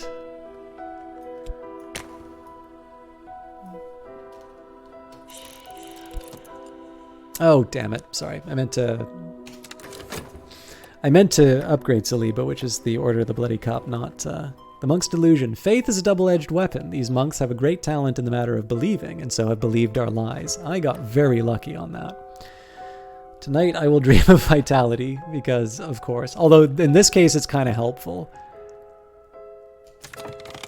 It turns out I didn't quite need it. This just saves me money.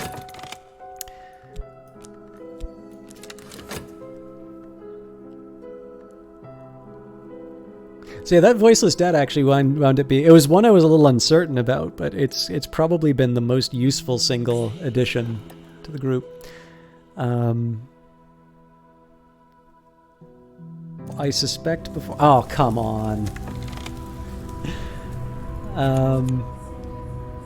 Janus, they say, has not 1 face but 2, to which I reply, why only 1? Why only 2? Herschelt and Cosley, according to Thomas Love Denman, once agreed that Janus was all the gods and none, but later Herschelt insisted that he was all the gods, and Cosley favored simply none. Denman was a sinister dilettante, but this rings true of them both. So we've got the unmerciful mantra, mercy saith the watchman, is found only in shadow. So of course this is nice because it's higher level lore. It's not nice because we had to give up so much to get it. We've already got the Ecdysis Parable, but the Ecdysis Riddle is what may be lost. Each Ecdysis Parable is an attempt to answer the riddle. So, I think I am going to pursue Lessons Learned for my erudition. And of course, this is the time that I can't be generating dread.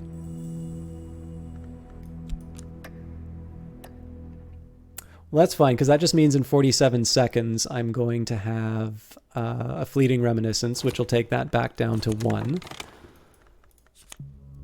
So, ink, paper, and the fizzling of electric lights. The office is dark when I leave. Outside the pavement, I turn up my collar.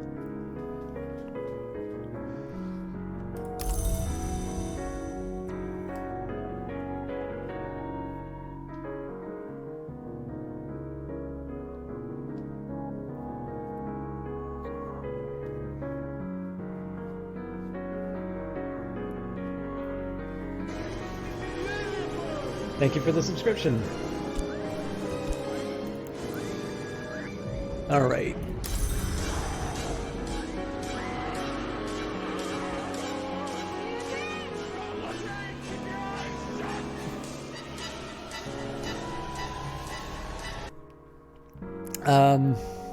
Okay, so I want to not generate dread for 40.7 seconds. That doesn't seem too hard.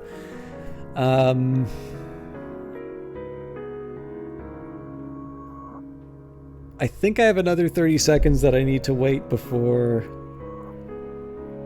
I get my voiceless dead back, because I do want to resummon them, which would mean it makes sense to go to Glover and Glover again just to reset the cooldown.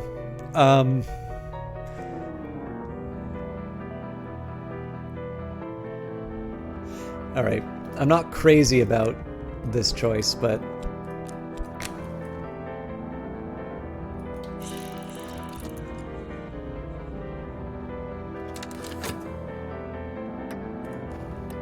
okay, so this was the right call.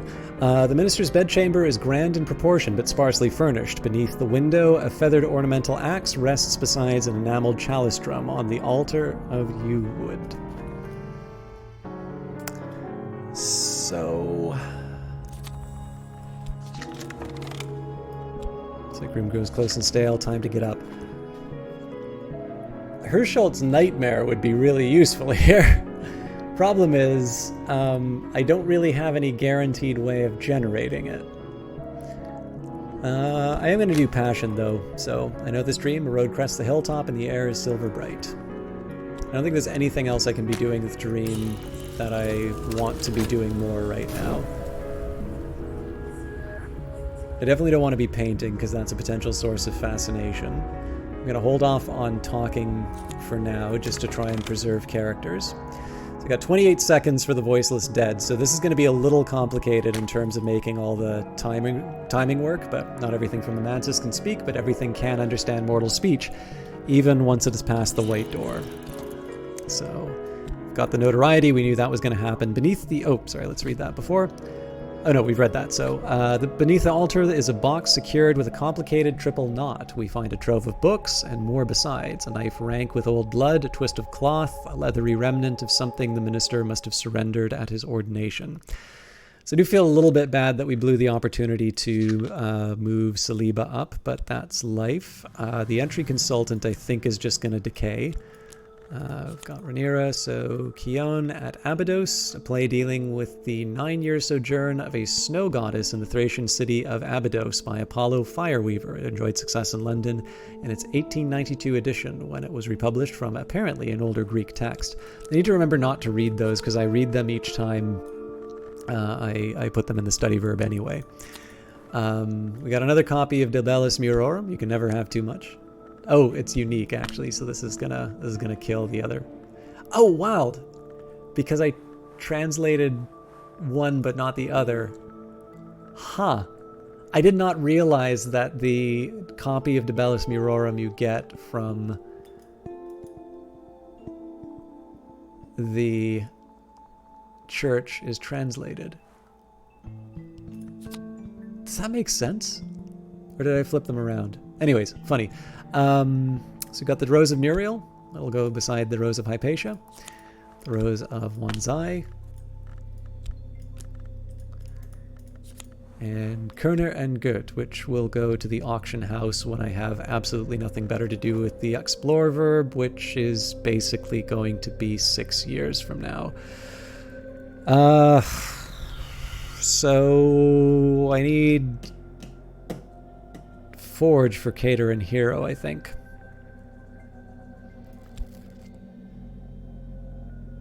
I was going to get the entry consultant to explore, but it looks like I can only talk with them. Well, okay. Well, if I don't have anything... No, I know what I want to do. I want to take Furtive Truth. I don't have a rival yet, so they're not going to eat up my, my locations.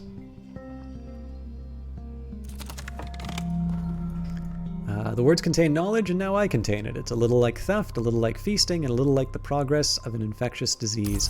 So what I'm going to try and do to maximize the return on...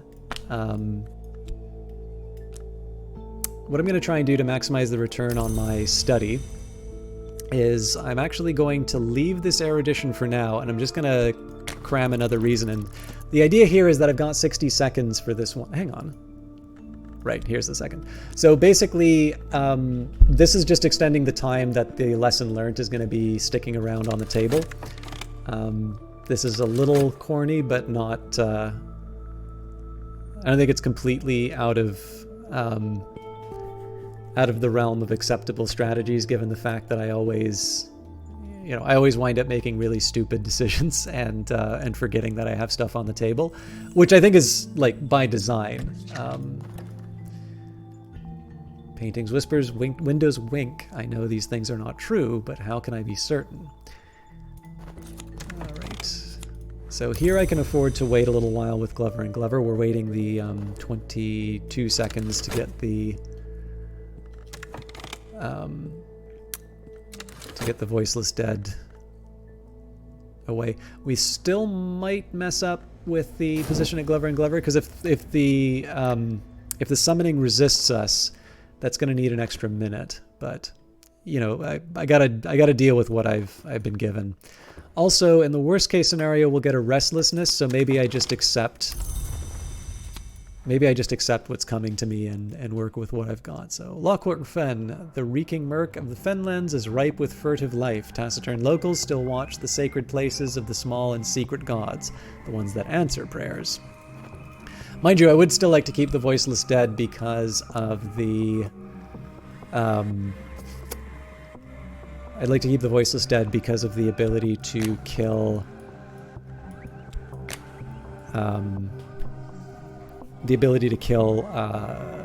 evidence.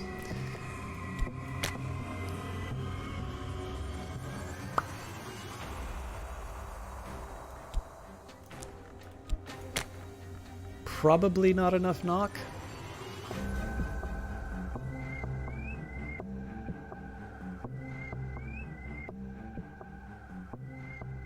I don't think I have any better.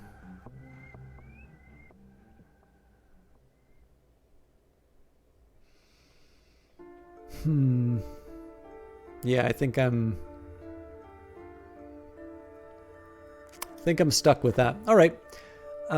So with that in mind, what I will want to do then is I'm going to talk with him to deal with the evidence. Let's get our furtive truth studied.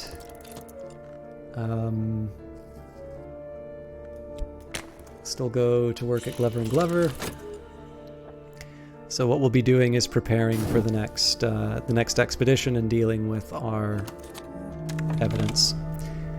Words contain knowledge, and now I contain it. It's a little like theft, a little like feasting, and a little like the progress of an infectious disease. So of course here I need to combine these or lose them. A new restlessness. All right. Tonight's the dream of the labyrinth of doors. Ooh, this is actually going to get a little ugly. I think we can manage it, though. I dreamt of opening doors, red doors, gold doors, doors of glass, doors bound like books, railway carriage doors, and castle gates. Behind one was something I seek. I woke with the slamming of doors still in my ears. Season of suspicion, so we'll be okay. I'll let that... So this restlessness I'll let decay. The next restlessness I'll paint away. although I won't have any mystique to throw at it. And for now, I think I'm just gonna let the dream slot. I'm just gonna let that hang out on its own for a bit.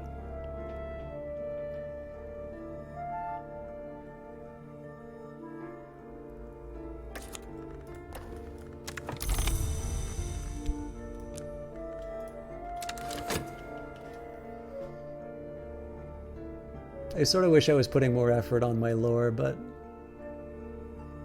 I can't trust myself not to step on the landmine of what...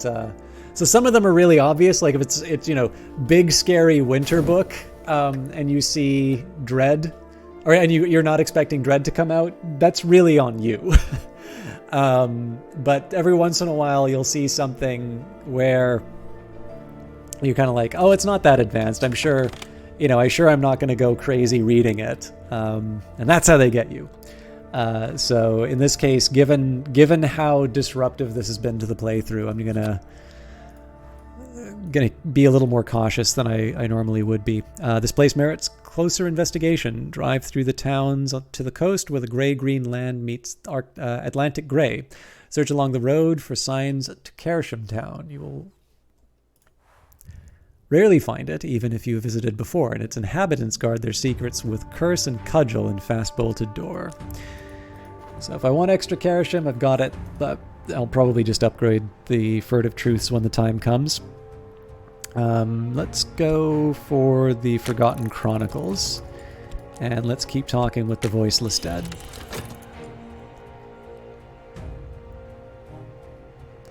So this one should deal with my fascination. Okay, I'm lucky that nothing else is coming up. There's my lesson learnt. Let's just crank out another reason. Ink paper, the fizzling of electric lights. The office is dark when I leave. Outside the pavement, I turn up my collar. So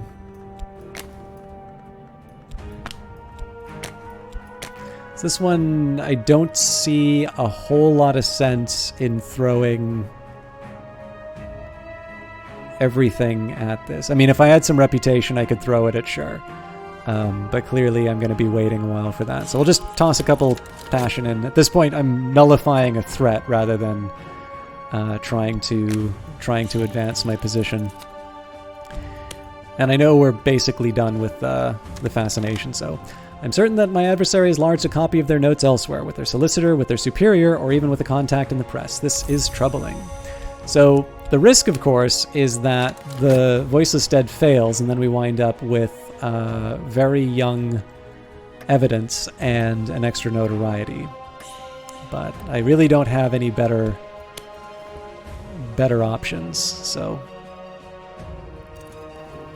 World as it is. Mirrors are calm, the sun is steady, the glory recedes. I am sane, if that means anything. No fascination drives your visions. It's over for now.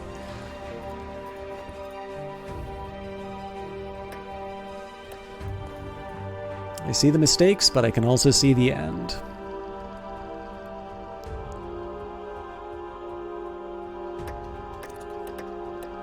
This is something special. It may provoke a reaction. Foreman House. Philip Foreman, the helminthologist and antiquarian, did all his best work here at the family home until the day his subjects escaped. The infestation was destroyed, but Foreman, they say, walks the halls to this day, guarding his library and his shame. If you guys can just give me a quick second here. I think it's just a storm outside, but there's a bunch of sudden flashes that I just want to double check.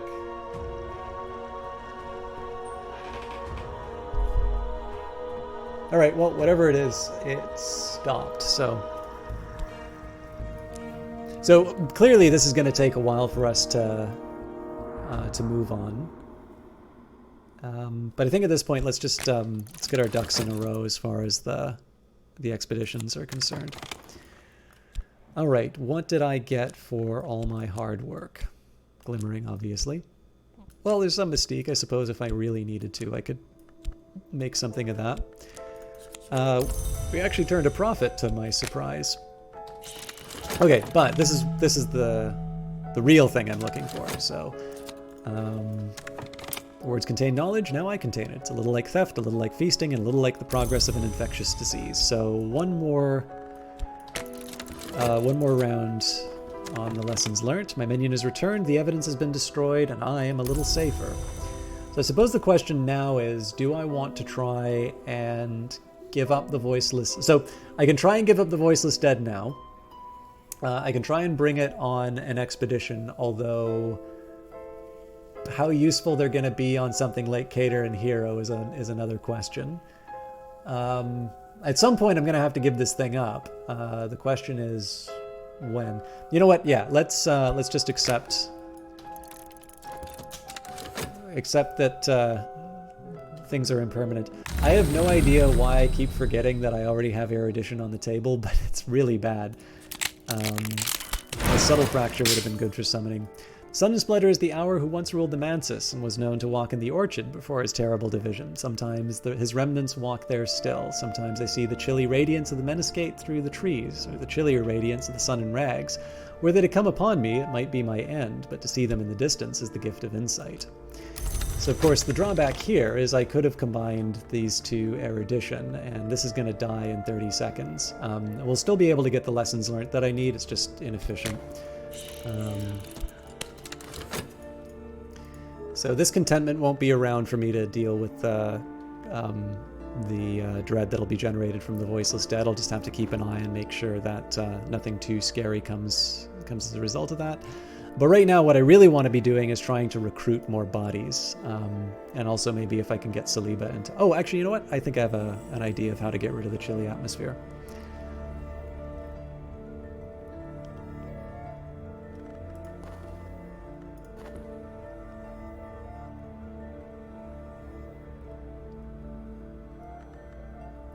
But it'll be too late, but it may not matter. We'll see.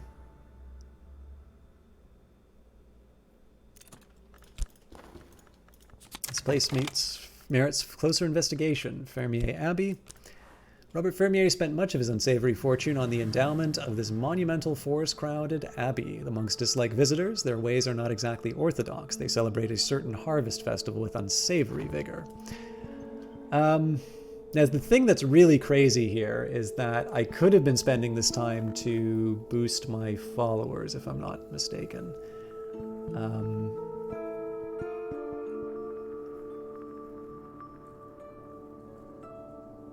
Which would have been helpful for Cater and Hero Limited. Well, there's no real advantage to me checking that out right now, so let's leave the exploration... Well, tell you what, I'll get the pawns to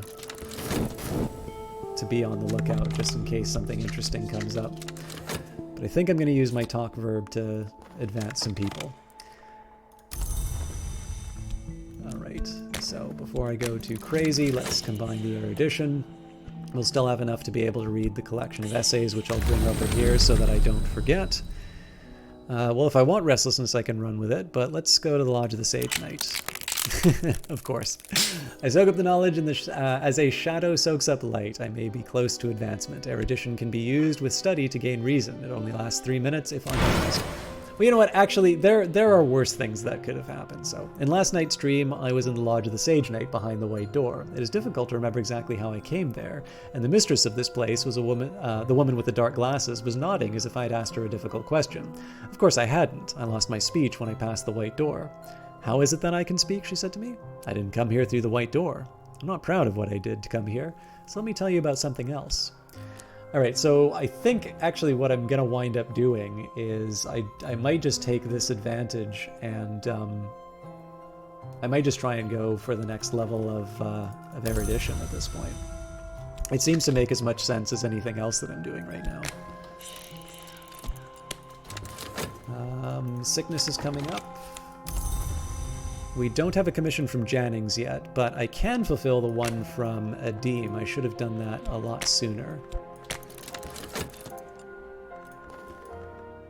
I don't really need a hulking fellow.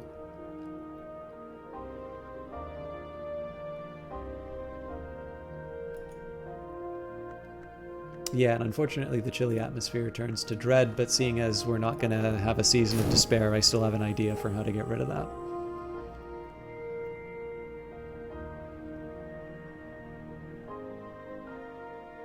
Although I may hang on to it just in case it becomes useful. I'll give myself the option of using it rather than immediately throwing it into what I need. So we won't be going on expeditions for a little while I boost everyone up, but that'll just present other opportunities for improvement.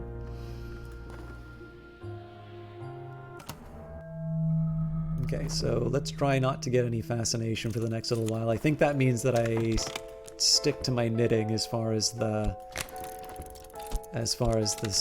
white door is concerned. More mystique. And we found Tristan. Tristan dislikes distraction. Tristan gets things done. You might be able to recruit this acquaintance as a follower. So what we do here, we take the Order of the Bloody Cup. We say, welcome to the Order of the Bloody Cup. We add the red secret, and then we also include dread as the trappings, and suddenly I don't need to worry about it anymore.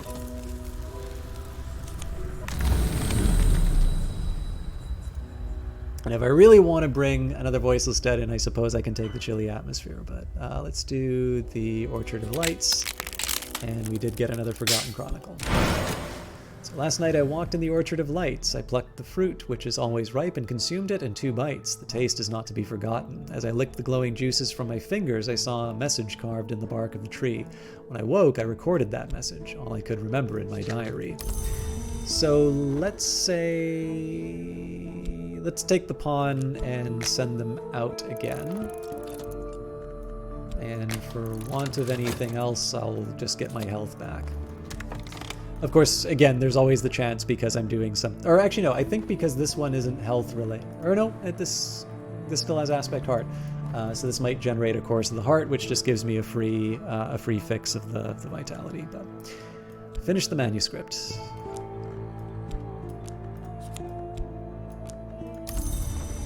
Of course, I need to wait for the talk verb to become available.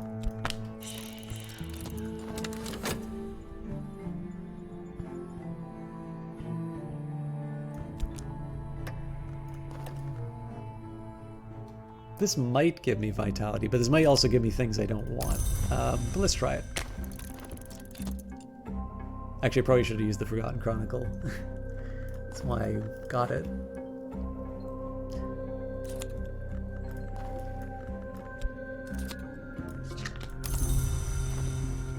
Tristan dislikes distraction. Tristan likes results.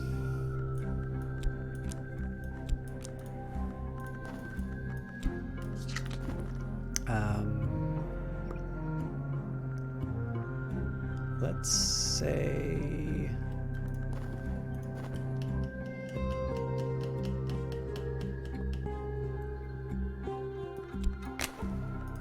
I can't turn away. But let's think about how I want to use my taunt. Okay, let's turn in... Yeah, I'll turn in with Adim to get the... I don't know why I put the lantern there. I'll turn in with Adim first to get the countdown going, then I'll talk with Jannings, then I will...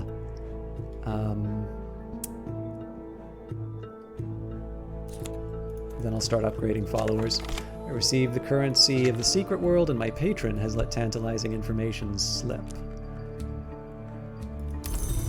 Again, lucky on the erudition.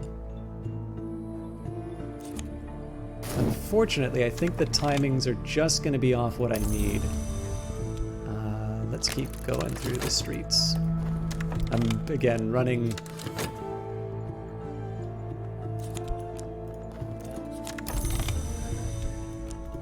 I'm running some risks doing that, but manageable ones. Okay, so yeah, this is the challenge. I can try combining the... Oh no, hang on. This'll still work out as long as I'm quick on the pause button. So we can combine these.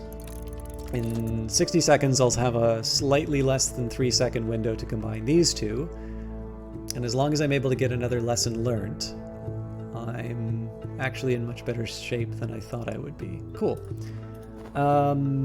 Then let's do... Well, let's attempt the upgrades. So Valsine is number... Why keep making this mistake? So we've got Valsine. We've got Valsine. Valsine's ingenuities are endless and her grip is stronger than a blacksmith's. Mega Legion Incantation with the stained gloves. Surely that's enough. It is! My follower will kneel as a novice and rise as an initiate. I will administer the necessary oaths myself. So we're obviously short on bodies. Not all of the... In fact, I think all of the principals are represented now, but I don't think... We definitely don't have doubles for the ones that we really need. In fact, it'll be a little bit easier if I just keep the pawns on the same level. Oh, actually, it's Moth we don't have representation for. Ink, paper, and the fizzling of electric lights. The office is dark when I leave. Outside on the pavement, I turn up my collar. Let's get a commission in.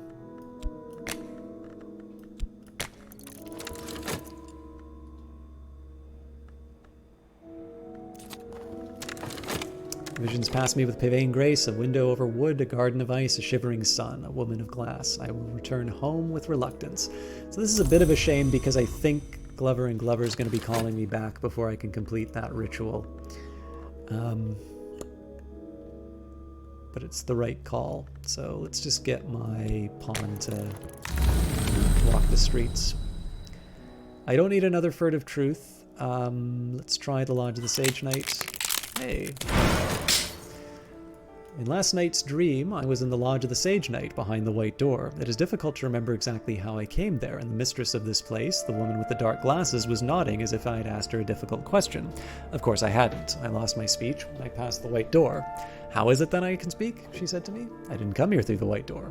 I'm not proud of what I did to come here, so let me tell you about something else. I'm a little concerned that I'm not going to be able to have enough lessons learnt with enough of a cooldown to get this up to level 4. But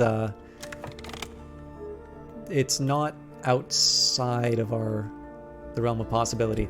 I also think at this point... Oh, this is a tough one.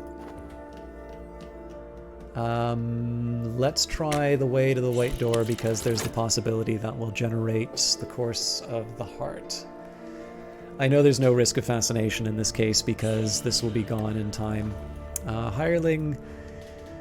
I don't really feel like hiring the entry consultant is what I need right now. Mirrors are calm, the sun is steady, the glory recedes. I am sane if that means anything. No fascination tries your visions, it's over for now. In pain we are born, in hunger we are embraced, in delight we are devoured. These are the gates of the body, and this is her promise. Not all that is born decays. In remembrance of that promise, we give ourselves to the feast. Valsine is not a machine. We are reasonably confident of that, because she has been observed now and then to commit quite human errors. So... As promised... Yes, okay, so we've got our profound scholarship. So first things first, let's combine the old erudition. We will take... Yeah, I think probably what I'll just do is I'll kind of take the top row, and then we'll do the second row. The one thing that I don't like about this, of course, is that I won't be using the talk verb for bringing any more followers in. But, I mean, what else am I going to do, right? At some point I'll have to talk with Jannings and Nadim about commissions, but this seems to be the best we can do for now. Especially given that I've been kind of complaining about not having enough manpower for the journeys. Also, Slee. Slee speaks earnestly of his theories to those who will listen. The stars as tiny wounds, the sun as a hemorrhage of glory. His poetry is more eccentric than ever. Now, if I want to get rid of that restlessness, I might be able to use this when upgrading Saliba.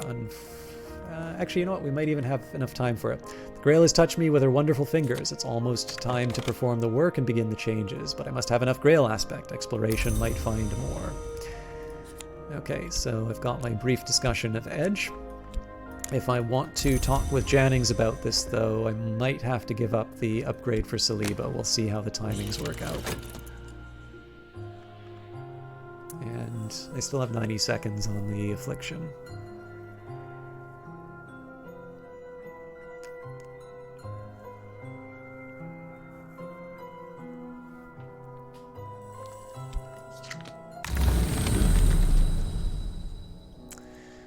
if I want more restlessness, I've got it. I just don't see much use for it at the moment. To the orchard. That's probably better. I don't think I would have used the... I mean, the knock would be helpful with the summon, but I just don't think I'd make enough use of it in time, so... Another Forgotten Chronicle. Last night I walked in the Orchard of Lights. I plucked the fruit, which is always ripe, and consumed it in 2 bites. The taste is not to be forgotten. As I licked the glowing juices from my fingers, I saw a message carved in the bark of the tree. When I woke, I recorded that message, all I could remember in my diary. And, you know, given the fact that I've actually been spamming the searches for people, I should probably just check out Fermier Abbey and such. Okay, I got 74 seconds left. I got enough for one more trip. I do need to be a little sharp on the pause button, though. Alright, so goodbye pawn, and hello Forgotten Chronicles. Little wars, great intrigues, cryptic priesthoods, mystic crimes, all past now, but what traces did they leave? Yeah, let's keep that. I want to keep some of these threats kind of in view. All right, I think it's 10 seconds to turn in a commission. In pain we are born, in hunger we are embraced, in delight we are devoured. These are the gates of the body, and this is her promise. Not all that is born decays. In remembrance of that promise, we give ourselves to the feast. So, this is going to be a little bit of a risk. Slee's headaches have become crippling, but his theories grow more practical by the day, and his poetry is getting better too. I kind of just want to learn this for myself. 10 seconds, excellent. So then now the question is, do I want to dedicate the turn to erudition? I still need a second one.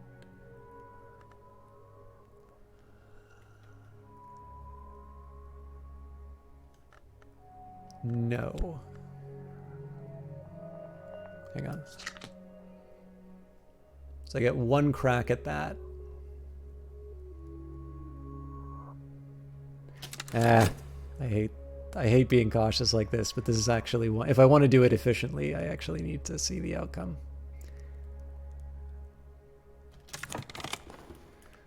And it was erudition, so. I have received the currency of the secret world, and my patron has let tantalizing information slip. So, good news all around. I do need to use this restlessness now, though, so... we will take... I hope this works. So I think because Saliba's already got his grail, I can afford the slightly lower level. Oh, that's right. It's because... No, hang on. The ceremony might still pull me. Yes, that's right. Okay. My follower will kneel as... I had that reversed. My follower will kneel as a novice and rise as an initiate. I will administer the necessary oaths myself. Saliba understands blood. He has not yet understood birth. Because I haven't taken Poppy's offer. And I don't really want to sacrifice someone to her yet.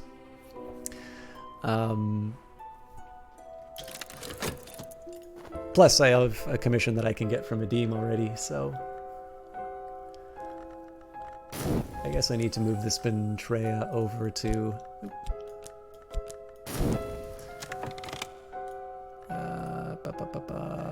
I got an Iron Bentrea. It's somewhere here on the table.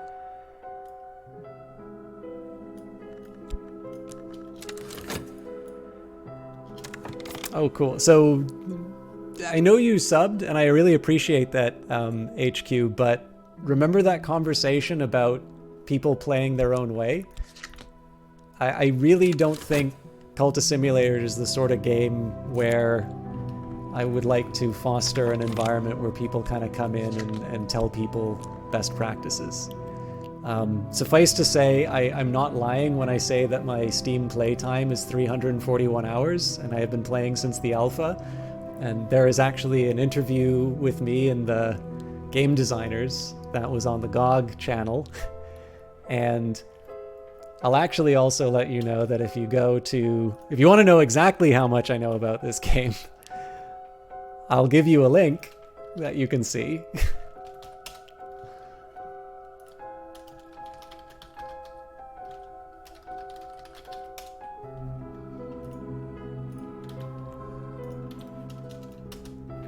If you'd like to know a little bit more about what I know about the game, I highly recommend that you read that article and you take a look at the links. But yeah, it's suffice to say, sometimes I have a character that I want to play. I have an idea about how I would like them to go out, whether or not they're the type of person that solves their problems through violence, or whether they're the type of person who will consider followers expendable. And that's really the only justification. I think once you get past a certain point in terms of I think once I get past a certain point in terms of knowing how the mechanics work, I like to focus a lot on the story going on behind the game. And I appreciate that, for some of these videos, people still kind of want to learn how it goes, so I definitely give a mechanical description about what I'm doing and why certain actions take certain things. And then every once in a while, there'll be a story reason why I say why one thing goes for another. But honestly, I think part of the enjoyment of this game is just imagining what's going on in the back of your head. And in my view, that's... if there's only one optimal path that you take through the game, then that doesn't necessarily allow you to express yourself through specific decisions that you make with regards to actions that you take, or specifically actions that you don't take. So I hear a lot from people oh, you should always have a decrepitude because you can generate a free dread, or you should always sacrifice, the pawn because they're just going to go crazy if you upgrade them anyway. None of this stuff is a mystery to me. It's just that especially because I'm quite conscious of the fact that my more recent stuff is going to be watched and played, and because I think a just Google it approach to this game is the antithesis of what I think is interesting about it. I one, to keep it interesting for me, but also two, so that I don't indirectly kind of seed 100 subsequent playthroughs that make the exact same decisions. There are just things that I choose not to do. So, well, yeah, it's not a role. It's not like a role play, as in, I don't have a full character thought out ahead of time, and I have, the entire. It's not like I have kind of the full story played out. That's kind of why I think Cultist Simulator is a really interesting game, because at a given moment, you'll be confronted with some necessity, and that's where you kind of get tested, right? It's easy to be a good person when, actually, so this isn't a story I actually wanted to tell you, but it's somewhat relevant specific to this game. There was a time when someone I knew and someone I considered a friend was accused of some bad actions, and it was very publicly, and there's some stuff that I actually felt quite uncomfortable reading. But I also assigned to it sort of the question of, do I want to join in the pile-on, or do I want to be there as a friend, while also, expressing my feelings on that, in terms of the accusations and such. And that was not an easy time, because someone I knew from high school sent a direct message, and it was basically, I'm unfollowing you on Twitter because, I don't want to be seen as supporting someone who's supporting this guy. And I'm like, well, I'm pretty sure what I've said is probably very lukewarm support. I think if I was going to support someone, I could be more full-throated than I have been. But obviously your follow is your own business, and, if you really think that someone following someone on Twitter represents wholehearted endorsement, and specifically a second-degree follow represents that, I can't stop you. Now, what I didn't know at the time was that was basically the breaking of the friendship. That individual has not spoken to me since then. But what I do find very interesting is that this individual is currently working for a company that is facing not just very similar allegations, but worse. They have not issued any public statement. They are still working for that place. And so all of a sudden, this righteous stance, when it was so easy to tell me what I should be doing and who I should be following on social media. If you've ever looked at my social media, by the way, it is impossible for me to agree with every single person on there. I would be schizophrenic if I did. But that's not the point. Like, follow policing is kind of dumb in my opinion. But what I think is interesting out of that, right, is that this is where some of the decisions, some of the role play in Cultist Simulator becomes very easy, or becomes very interesting. Because again, it's easy to, when it's somebody else's account, when it's somebody's friendship on the line, when it's somebody's, reputation, when it's somebody else's money, it's very easy to tell them what to do. When it's your own stuff, when you have to give it up, that's a whole other question. And so what I find kind of interesting in terms of Cultist Simulator, especially when you are in a position where, say, you've got, 2 fascination and 1 dread, and so you've got a very narrow path in terms of what you can go through. Or even something like, you're hitting the 3rd level of dread. Do you turn to drugs? Is this the sort of person who would say, I'd rather die than smoke opium?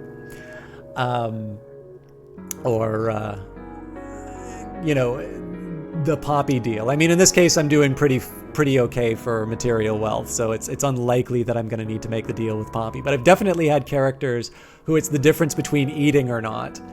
And I always find that the most interesting point for those decisions is when you have sort of a path that you went down, and mechanically the game is facing you with a pretty stark choice, and how committed you are to that decision. And then more importantly, what decisions you make afterwards, right? Once you've gone down a certain path, what do you, do you keep doing it again, right? If you've killed Mr. Alden, what's another murder, right? As it turns out, on this playthrough, Mr. Alden retired like the first time we worked for him. Like just an absolutely incredible chance. So far we haven't actually done anything too murderous. That doesn't mean that I've ruled out doing something murderous. But yeah, in these cases here, it's always just sort of fun to see where it goes. So at this time, I've just sort of figured someone who's very precise, someone who's definitely pursuing sensation and has done so in line with Rhaenyra and such. But I sort of have this idea in terms of someone who maybe doesn't necessarily see, I definitely can see at least some people as a resource to be consumed, but not to the, but has this very weird ethic of sort of drawing the line at kind of giving them up for dead. And where I kind of think the interesting choices come on this one is when it's an expedition and I need to use violence, like how willing am I to use violence? And if I do that justification, does that mean that all of a sudden some of these individuals become a little bit more expendable than they were? And that's kind of the generally where that winds up going.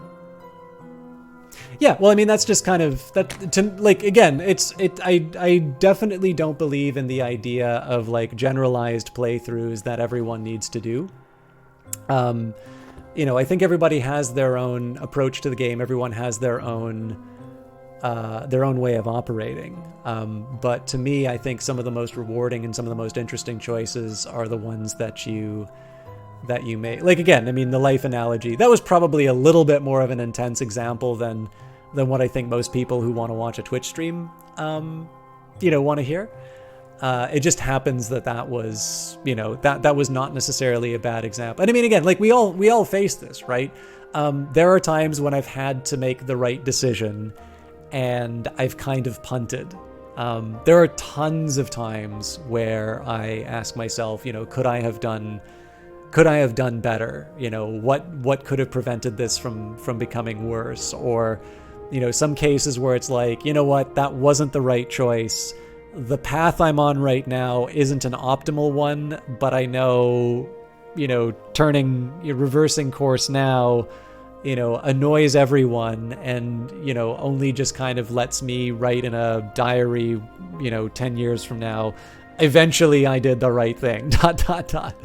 or something like that. And I think in the end, the mapping of Cultist Simulator to your life is one of the more rewarding parts of the game. You can pick away at the lore, but you can also just think about sort of what this character is to you, how you express yourself through your gameplay, and to me that's as much fun as just giving you the higher mysteries. I'll admit, I feel like at some point, by the way, I'm dating Rhaenyra, so obviously I need to make a painting of her or she'll be mad.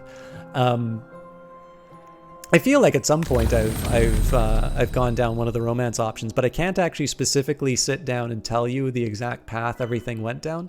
So that's been kind of a fun new thing to come out of this. But yeah, it's I don't know. I definitely think I think appreciated but under discussed element of Cultist Simulator is just the moments of reflection that you get. Like on a lot of other streams, I've talked about how I really relate to the aspirant, because while it's been a couple of years since I've gotten out of school,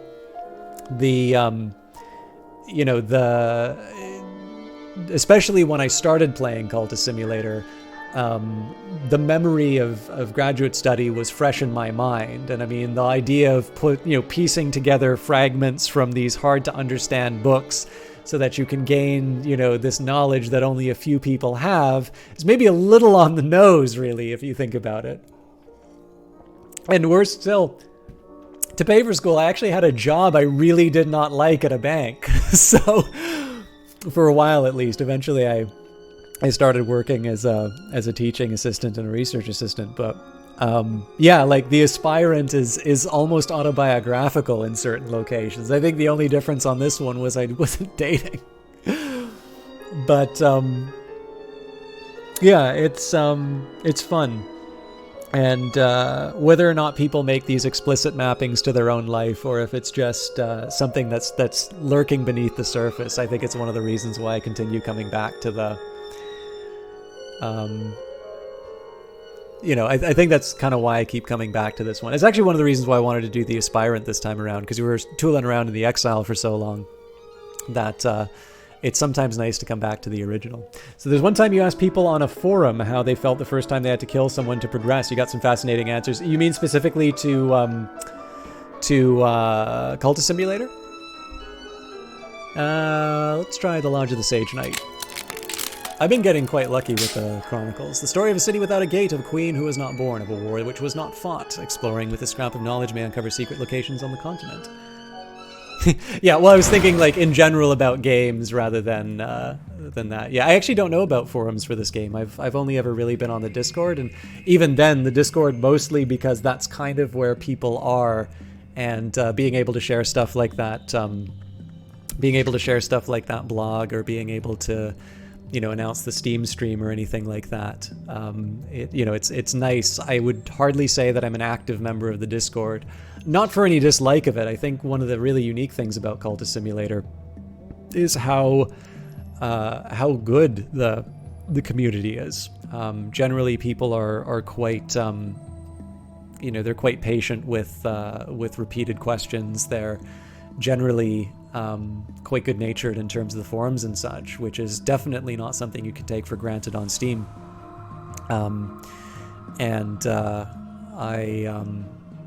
But I mean, there's only so many hours in the day. Like I really like Cultist Simulator. It's obviously been a very good source of growth for the channel. And getting a chance to meet Lottie in Montreal and strike up a correspondence with Weather Factory about the game itself has been really interesting, and I've gotten to appreciate the process of game design a lot more sort of through their regular updates and whatnot. But when it comes to Discord communities, like I definitely read a lot more than I talk. I didn't even think of Reddit actually. Last night I visited the Lodge of the Sage Knight. My hostess manifested as an elegant woman with fashionably short hair and dark glasses. No, she admits, I don't need them, any more than I need eyes. Allow me my sentimentalities. But you've come for knowledge, I expect. Here's a story I heard in my Carisham days. You're welcome to it. Only remember me if you come to make the pilgrimage. I don't know why I'm putting that over passion, but... Alright, so obviously if I want to heal, I need to use the dream for that. I think when the time comes, yeah, we can still explore the continent, and maybe at some point we'll talk with Dr. Adim for a commission. Chateau Reveline. The favorite stories of the Comte de Reveline claim that they have descended from the first Sun King. Other stories have them prowling the forest in wolf shape.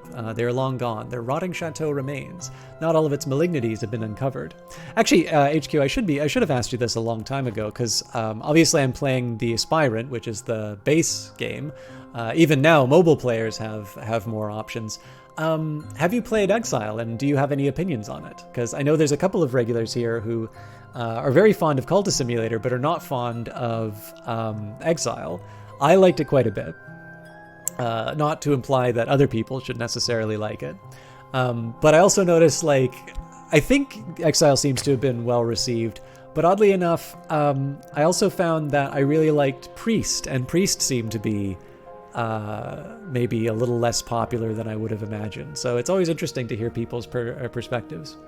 Exile was really cool. Yeah, I mean, I kind of like to think of it as like Cultist Simulator 1.5 because I think I do want to do that network analysis on Exile, but I have a feeling that really the only thing that connects the two worlds between Exile and the base game is Edge itself. I don't actually think that there is a card that appears in both.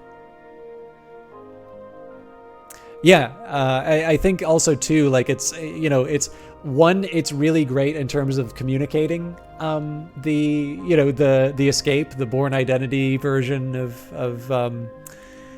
Cultist Simulator. But I also think it did a great job of addressing the really common complaint about things being grindy. I mean, if it fails you fast, it's hard to say that it's a grind. Little wars, great intrigues, cryptic priesthoods, mystic crimes, all past now, but what traces did they leave?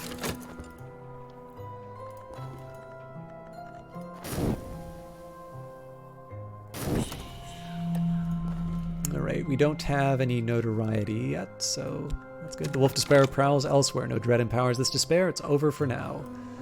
And romance is coming up, so I suppose I'm a little curious what happens when I throw dread at it, but I don't really have an opportunity to... Yeah, I don't really think I'm going to be able to generate any quickly. Well, okay, there are ways I can generate it quickly. There are no ways I want to generate it quickly. In pain we are born, in hunger we are embraced, in delight we are devoured.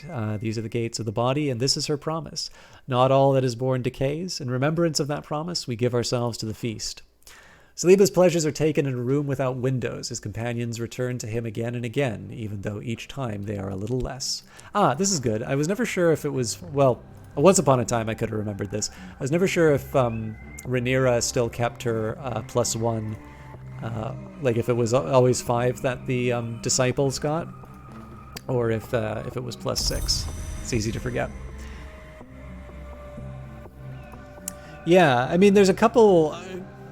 I think there's a couple of ways where you can slightly twist it, but you're right. Like it's and I mean again, like it is the base version of the game. Like it's completely not surprising that is the way the experience sort of turns out and feels.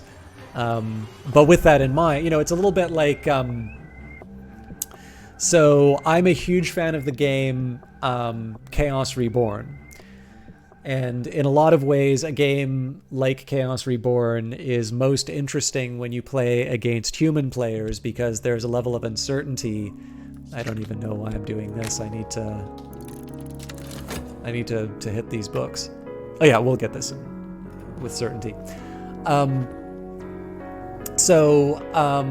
But the thing is especially because there's 2 game modes, and I'm really not a fan of the law mode, particularly against other players.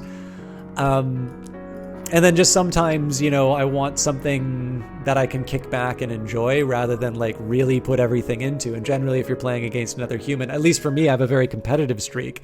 And so I tend to invest a lot in a, you know, even a friendly game. It's like, no, I'm against a human. Like, I gotta do this. So with that in mind, you know,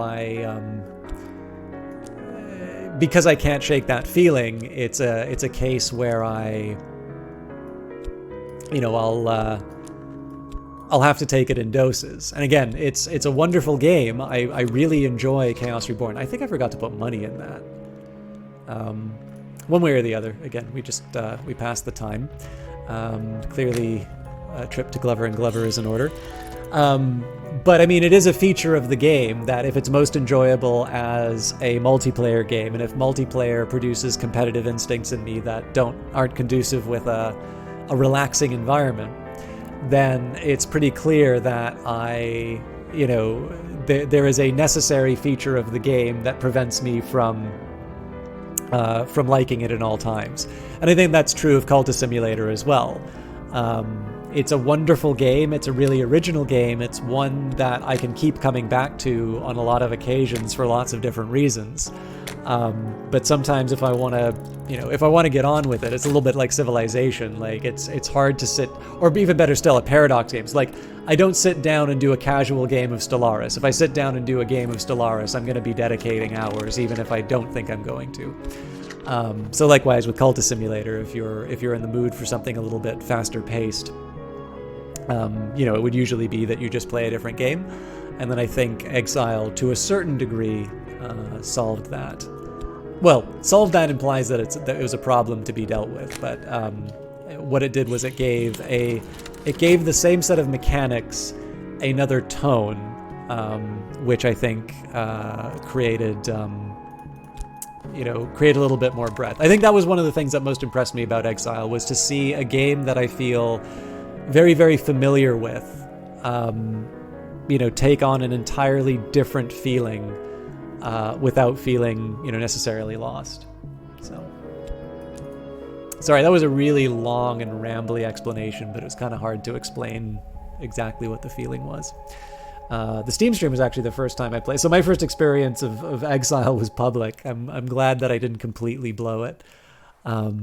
And I'm also kind of glad that the proper way of playing it is to get your ass kicked, because I certainly didn't do well.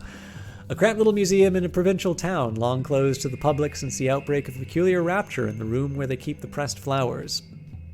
Only the very curious would ever pay attention to the place, and its close warded storeroom of ill-omened treasures.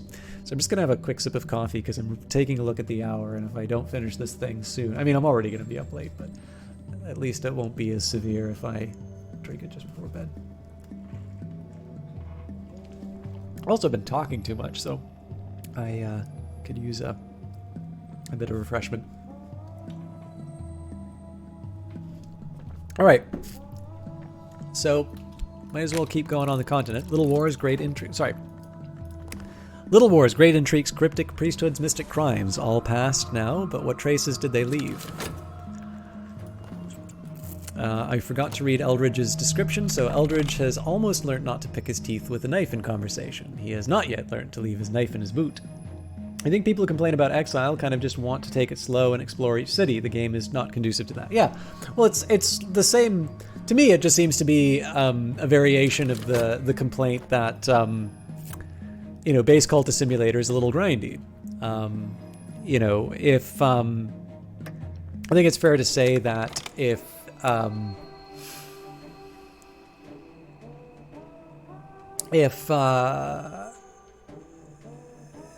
You can't keep both sides happy. I mean, I like variety, so I'm just going to select the DLC that that interests me the most at the time. But to a certain extent, I think if you as you say, if you want the Hollywood experience of Cultist Simulator, Exile is kind of your choice. But if you want to stop and smell the roses, and to a certain extent I have a lot of sympathy for the audience that maybe was expecting something different with Exile, because the the first 3 DLC were smaller, and they were sort of extensions. They were like a new room added to the House of Cultist simulator. And Exile, to its credit, I mean, I think it was a great choice because it really shows what's possible inside of a game like this. Sort of took that ball and ran a totally different direction with it, and I think the result was really impressive. I think some of my favorite moments have come specifically out of Exile. I think it's really, really strong work.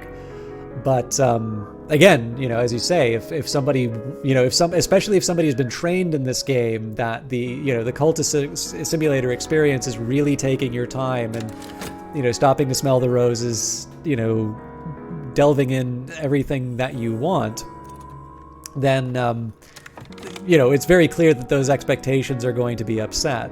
And then, I consider myself quite lucky that because I like variety, as is evidenced by, the number of things that we play on stream, I'm able to take something unfamiliar and be like, I wonder, where's this thing going?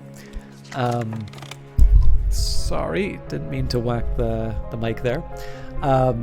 But on the other hand, there is we all kind of go in with a certain set of expectations. You can watch an incredibly good movie, but if it wasn't what you were expecting, then it's possible that you still may not enjoy it, independent of whatever aesthetic merit it may have. So, or as is often fond to say, I mean, this is one of the challenges that I have whenever a debate comes up in chat. In some cases, is that if it's just a matter of taste, so like this comes up a lot with electronic arts. Like if you just don't like them, if you just have a bad feeling about electronic arts, there's really nothing I can say to that. It's, people's feelings are their own. If there's a moral principle, they are the worst because X, and X is a matter of discussion. That's a different matter. But often, one conversation, you think you're having one conversation about, some kind of a statement of, here is the top 10 features of good game companies, and then very often we find ourselves trapped in the second conversation, which is the one which is, I just don't like them, or, I liked this game and they don't make this game anymore and now I don't like them. That's a shame. I feel bad for anyone because I'd like more people to be happy in the world, but it's obviously one that isn't really as fruitful of a discussion because it's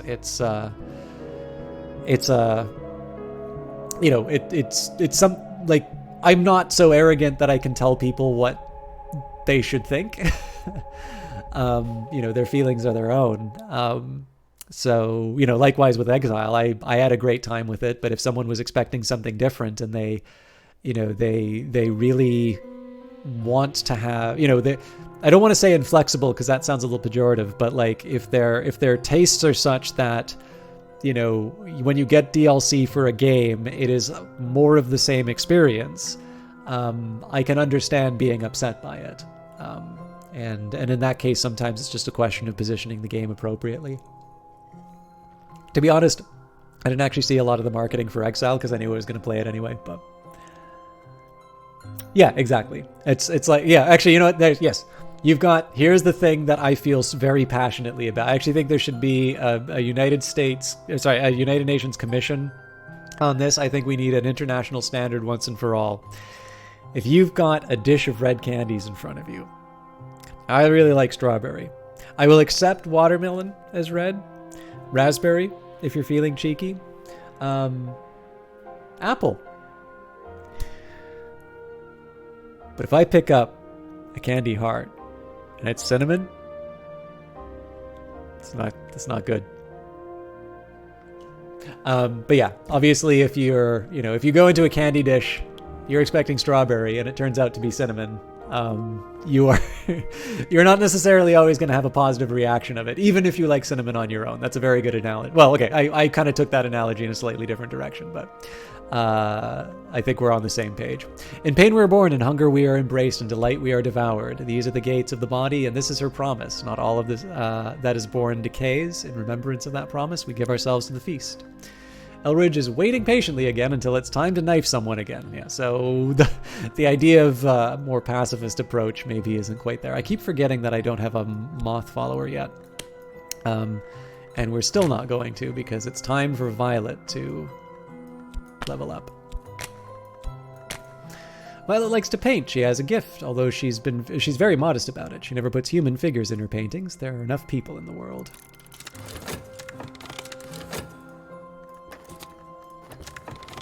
Oh, just now I can't spare the time. I feel bad about that. Resentment. Too many grievances can compromise loyalty. I really meant to put passion inside that.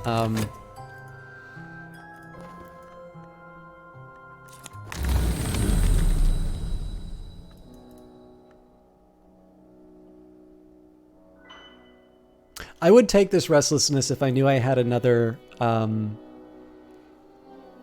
session coming up.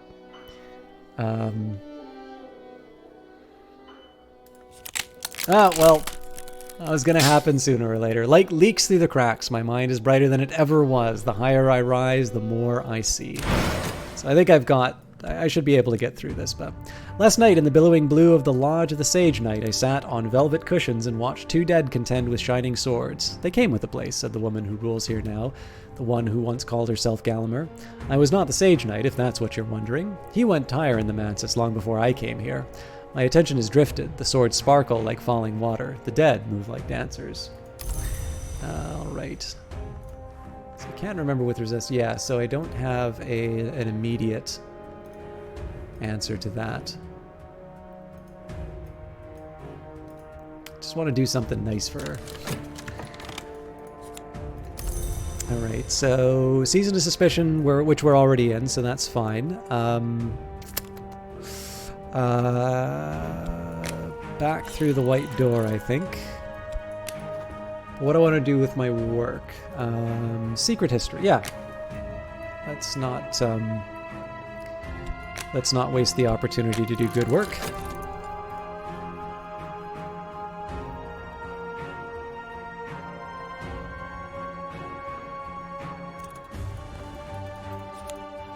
He enters Garrett. Vienna is one of those cities which has the same name in every history, though adepts know it is only the White City, or perhaps the City of the White.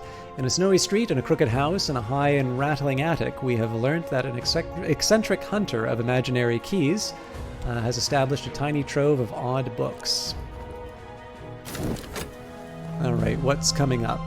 Season of Ambition, so I suppose if I want some dread to dampen the fascination, I've got it there. Oh, but I should be using exploration to its fullest extent.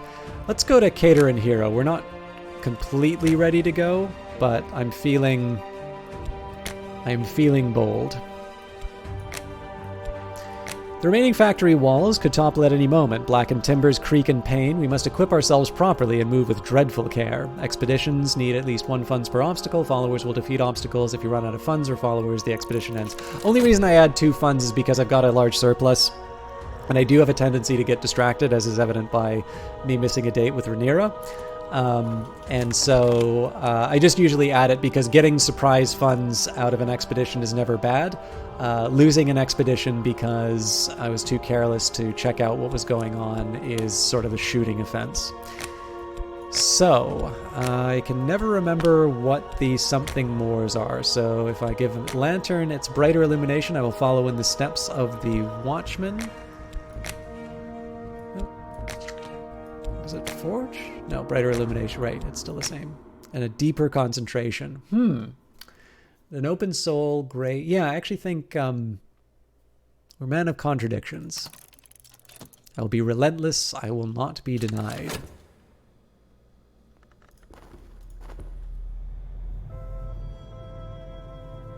I was hoping to get past the Stag Doors riddle, but obviously we had some opportunities that came up elsewhere, so I can't feel too bad about how I spent the time. In pain we are born, in hunger we are embraced, in delight we are devoured. These are the gates of the body, and this is her promise. Not all that is born decays. In remembrance of that promise, we give ourselves to the feast. Violet is always careful. Okay, in 7 seconds, now we'll just upgrade Neville. No point in wasting time. So, Neville pauses before he speaks and flinches easily. He's sensitive to deeper matters.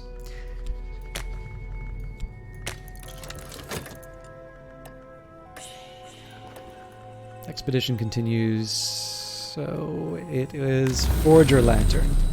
So I suppose I can bring Pope Clifton for the extra, just that extra push. Let's go back to the Lodge of the Sage Knight. Ooh, favor from an authority. I've learned something that will earn me a favor once only. This will preserve you or a follower from imprisonment, but cannot be relied on. Last night I dreamt of a blue silk pavilion overlooking the cloudy labyrinth of the Bounds. I listened to the mistress of this place speak of other visitors. The Suppression Bureau come here. Did you know that? I think they hope to recruit me as an ally. She snorts derisively. After what they tried to do to Christopher, their folly is your fortune. I will tell you something that may help you if the Bureau ever troubles you. Alright, I think we're just going to keep spamming the white door. Let's get that commission back. And let's go to Glover and Glover before I regret it.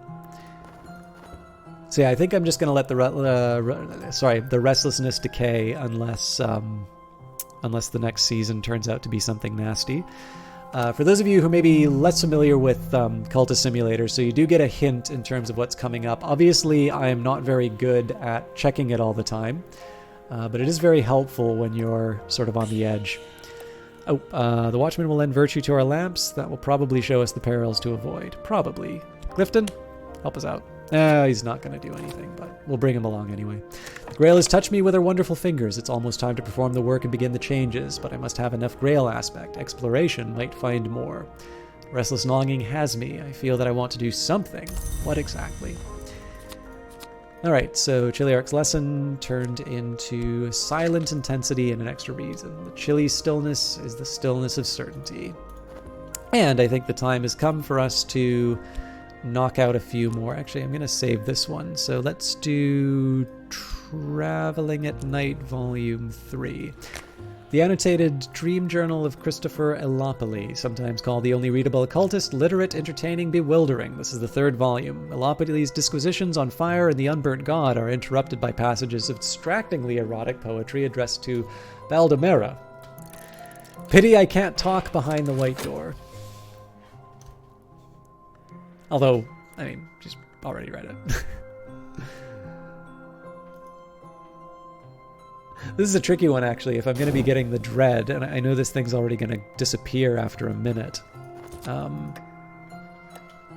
Suppose it invites the question as to whether or not I actually want this thing to decay into dread. Yeah, okay. Well, actually, I'm going to take a minute and see. This thing is going to turn over before the restlessness becomes dread. So if I feel sufficiently safe after 16 seconds, maybe I'll just paint this thing away. Neville's gaze has grown furtive. His voice is sometimes shrill. He speaks freely of his dreams. We'll upgrade. Actually, upgrading heart is something I probably should have prioritized a bit earlier. Before I do that, let's turn in some commissions. I should also get one from Jannings, but obviously a 10-second head start on Adim's request would be nice. I probably don't need that much more restlessness, so let's go back to the lodge. Damn it. Well, it was going to be fascination either way. Light leaks through the cracks. My mind is brighter than it ever was. The higher I rise, the more I see. So pretty much we've decided we're getting dread. Last night in the billowing blue of the Lodge of the Sage Knight, I sat on velvet cushions and watched two dead contend with shining swords. They came with the place, the woman who said the woman who rules here now, the one who once called herself Gallagher. I was not the Sage Knight, if that's what you're wondering. He went higher in the Mansis, long before I came here. My attention has drifted. The swords sparkle like falling water. The dead move like dancers. And again, there's the risk, but it's worth it, especially given the fact that we potentially get more secret histories that I want.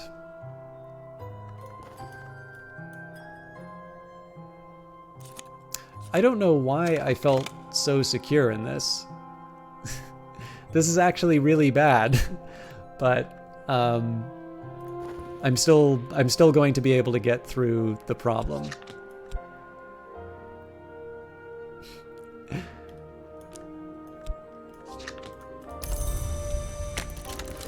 So basically, one of these fascinations is going to get picked up in 2 seconds. One of it will turn into dread. Dreaming with that will turn it into a fleeting reminiscence, which will then get taken out by the, in the natural progression. So unless I generate another fascination, I don't need to worry about. I don't need to worry about my overall health, but for some reason I was just kind of sitting there staring at this truck heading towards me, and I could have easily gotten another restlessness to solve the problem. In 6 seconds I'll have another commission, so I think it makes as much sense to... Oh, right, of course they took the fresh one. A heart commission, that's easy.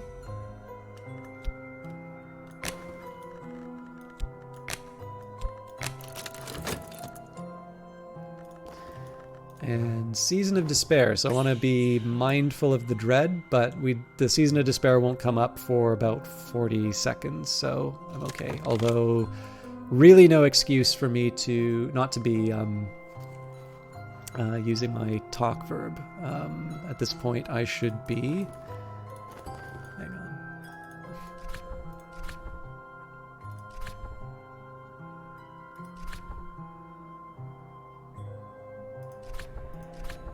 Doesn't look like we lost any of these, so we're mud spattered and thorn scratch, but we've made it through.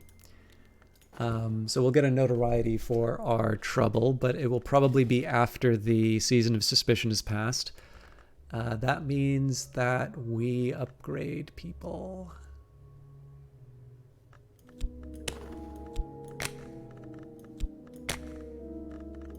Sorry, I think I've been distracted for some reason, but... Tristan dislikes distraction, Tristan likes results. And 23 seconds before I can combine these. To reach the stag door, I believe that all you really need is to want something enough. But I've never wanted anything that much, except of course Baldemera. I'm very much afraid that the knot in that story is this. What Baldemera wants is the stag door. But here's something I learned in Persia. Perhaps it'll teach you what you want.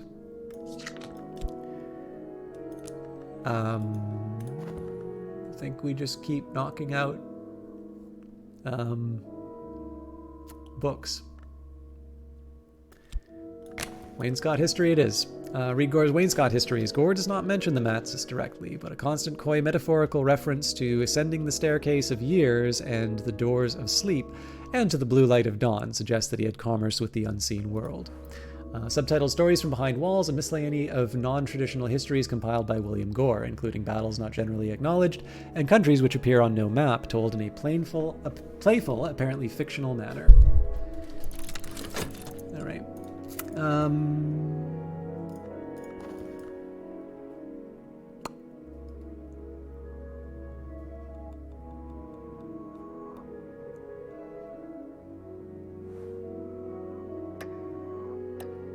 I think this is just a matter of waiting. I have no idea why that went there, but...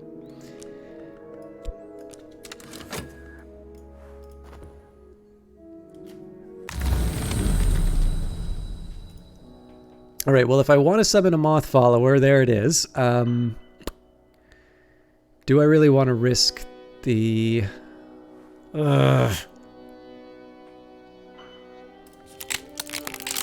should have gone to the orchard. Learn something that will earn me a favor once only. Last night, I dreamt of blue silk pavilion overlooking a cloudy labyrinth of the bounds. I listened to the mistress of this place speak of other visitors. The Suppression Bureau come here. Did you know that?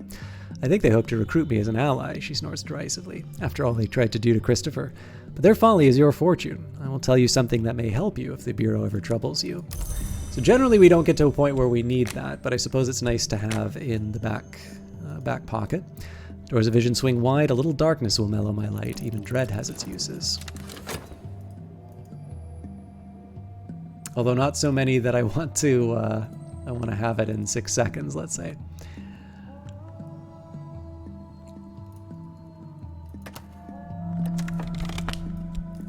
This is really my fault for choosing this layout, but I'm committed to it now.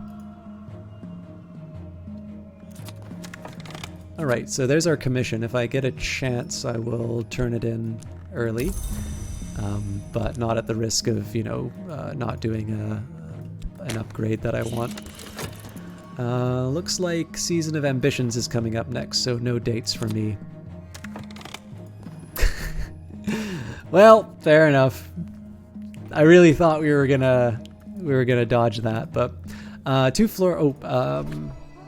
here's the capacious room where Mr. Cater once watched his workers on the factory floor. The window glass is long gone, and rats and crows have made this place their battleground. But perhaps there is still something of use here. 2 floorboards lift away to reveal a hollow beneath Mr. Cater's desk. The rats have made free with the biscuits he stored there against the peckishness which haunts the entrepreneur. But they could not penetrate this iron lockbox. A moment with a crowbar will open it. Clifton's a believer. So there's Slee, my disciple. Valsine, particularly good work. Maybe let's put you where you need to be. More bronze Spintrea. So really there's no excuse for me to not have repaired the Noonstone. Lord Franklin Bancroft Diaries, 1750-1790. The notorious journal of a notorious gentleman, written in Latin, no doubt for the sake of safety. This is a particularly charming document. I've got another location if I so choose, and a vital pigment, for those lovely Grail paintings of Rhaenyra. Okay, the real question is whether or not I want to risk another notoriety in a situation where I don't have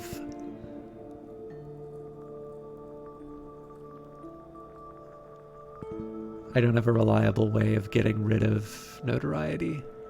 I think that's... Well, yeah, I mean...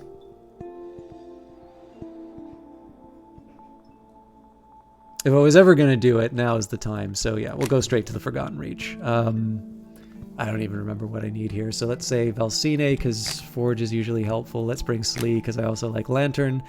And that's actually just straight up because I like Lantern. The law does not touch this decaying fringe in the city. The mud here has claimed many lives, and there will no doubt be some wretched criminals or other layering in the warehouse. Okay, with that in mind, let's take out Slee. Let's add Saliba.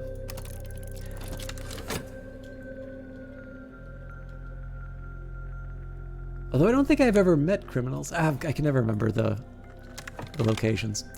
Tristan will do what's necessary to create. Sometimes one must first destroy.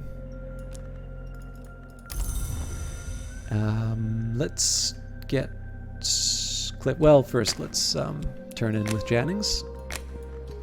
What was requested? It was common at the time to speak of the division of the sun, by which contemporaries understood the eruption of barbarian forces and of their uncouth gods.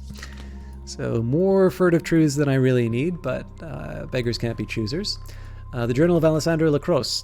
Prince Alessandro Lacrosse spent years in secret study of the tablets taken from the Fucine marshes in central Italy. His work will allow you to decipher... That's right, I don't actually have those texts, though, so it doesn't make a whole lot of sense for me to read that right now. I also want to put Kerner and Goetz down because I want to sell it.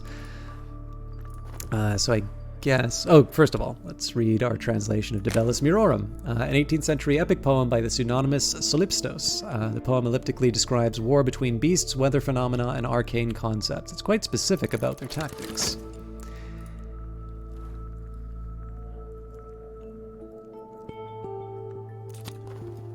I received the currency of the secret world, and my patron has let tantalizing information slip. So there's my glimmering, which again I don't really have much use for, but I'm not going to complain.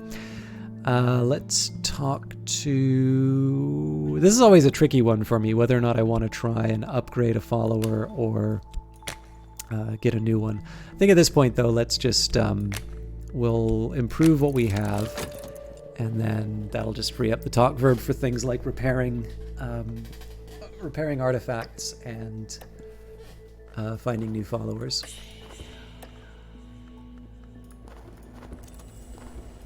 Alright, so that's working as intended. Expedition continues. Right, so there were Watchers, which means I think we need to bring Rhaenyra when the time comes, and then we also need to bring Treacherous Ground. Yeah, I'm going to keep Rhaenyra to the very end, just in case I get a chance to go on a date first. And... stream. Let's go back through the White Door.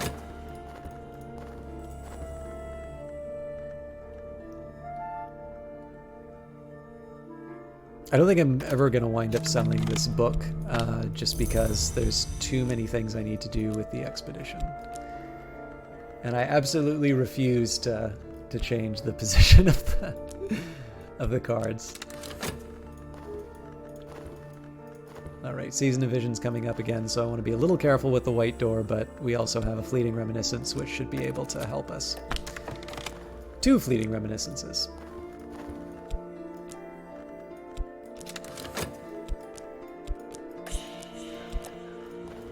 Call upon the Madrigard who cannot be unbalanced. We invoke the Madrigard, the Hour of the Forge, as well as Winter. We'll make our own path through. Success is almost certain.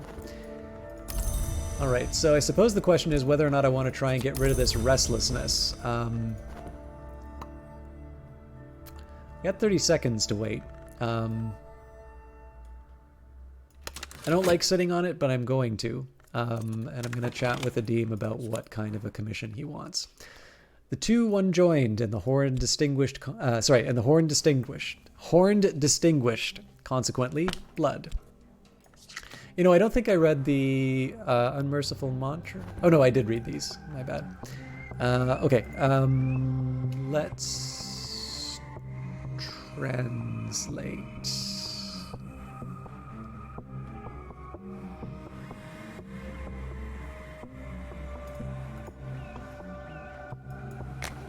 Oops.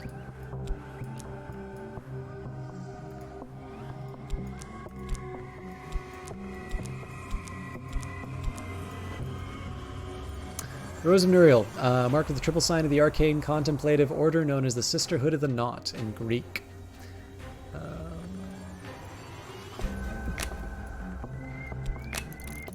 Lock the study door, the work begins. Right, we were waiting for the talk verb. Should have just enough time. Clifton's devotions have grown complex, his eyes have grown wide and shining, his voice has become even louder. Okay, Dr. Adim. We'll just have enough time for the commission.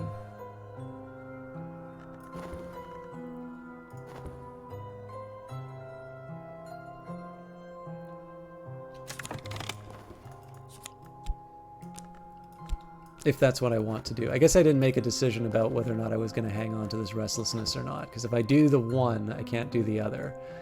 So this is more or less committing this to be a dread. Do I want to take that risk? Dread is definitely the easiest for me to get rid of right now. So, yes. The problem is there really isn't... So there isn't really a good argument for me just keeping Dread around. But that's a tomorrow me problem, I think. Promising route reveals itself as a sucking snare. We'll have to go around and try again. Alright, so I need to add more money to the expedition. Wasn't expecting that, to be honest, but there's always a chance of failure. As far as a talk is concerned, I want to either upgrade someone or I want to bring someone new in. For some reason, I've not upgraded Heart.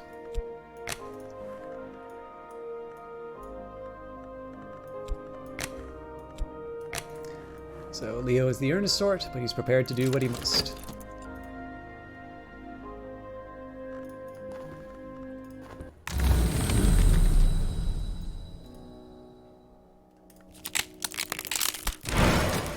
Sun and Splendor, the hour who once ruled the Mansus, was known to walk in the orchard before his terrible division. Sometimes his remnants walk here still, and sometimes I see the chilly radiance of the Meniscate through the trees, or the chillier radiance of the sun in rags. Were they to come upon me, it might be my end, but to see them in the distance is the gift of insight. So again, we're just going to keep going through the White Door. It's not... I mean, the Forgotten Chronicle would still be nice to find. But really at this point, this is kind of because it's what I can do rather than what I want to do. Alright, so another season of suspicion. That's going to definitely have consequences as far as the tentative evidence is concerned. But we'll learn to work with it.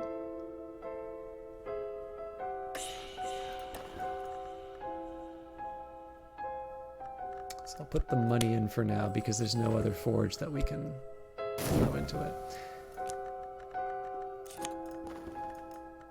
I prepared the text for study. A volume of collected teachings of the Sisterhood of the Knot, the arcane contemplative order that existed in all histories, but in some were very powerful indeed. This was recorded by Nuriel and dedicated to Saint Tryphon.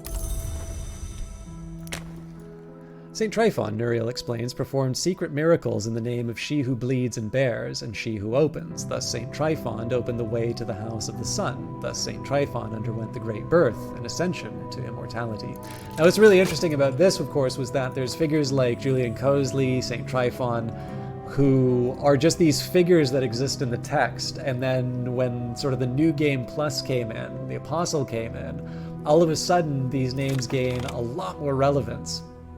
I've actually noticed there's a couple of changes that have been made very subtly to the game in subsequent patches. I suspect they're probably not necessarily lore related. They're probably a little bit more about specific requests other people made. But it's just kind of interesting to see this stuff turn out this way. I think I'm still gonna leave it be. Leo still yearns to preserve what is good and valuable, but he understands that to protect one's ideals, one must sometimes do questionable things. So Leo is definitely someone who I feel Mr. Samuelson is very much in line with. So we don't actually have that many more believers to turn into disciples. I'm still kind of leaving that dread to just hang out there. So let's seize the moment and bring Dorothy into the fold. So a reminder, Dorothy is an enthusiastic sort. I have turned her enthusiasm to our advantage. Although I think my favorite heart follower is Corbett. Well, you know, here I'm actually going to take the icy atmosphere.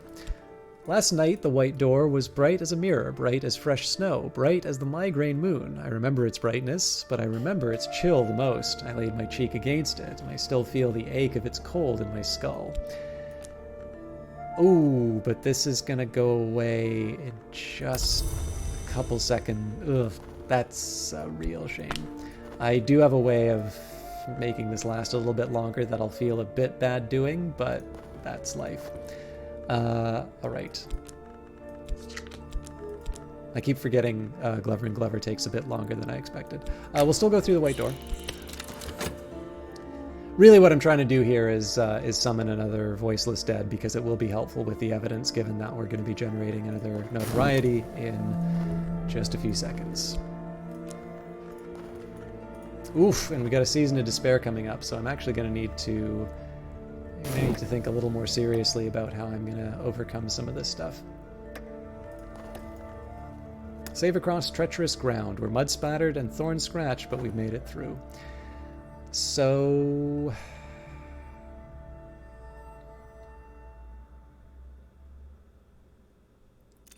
all right, this isn't great, but I'm going to work with it.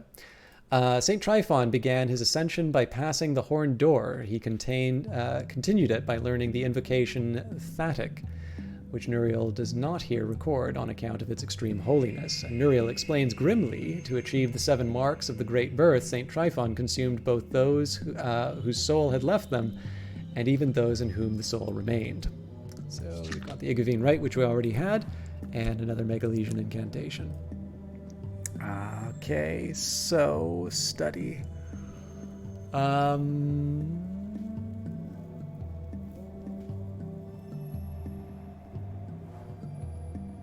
Translating still is the best thing I can do right now. It's also the safest thing I can do. At the study door, the work begins.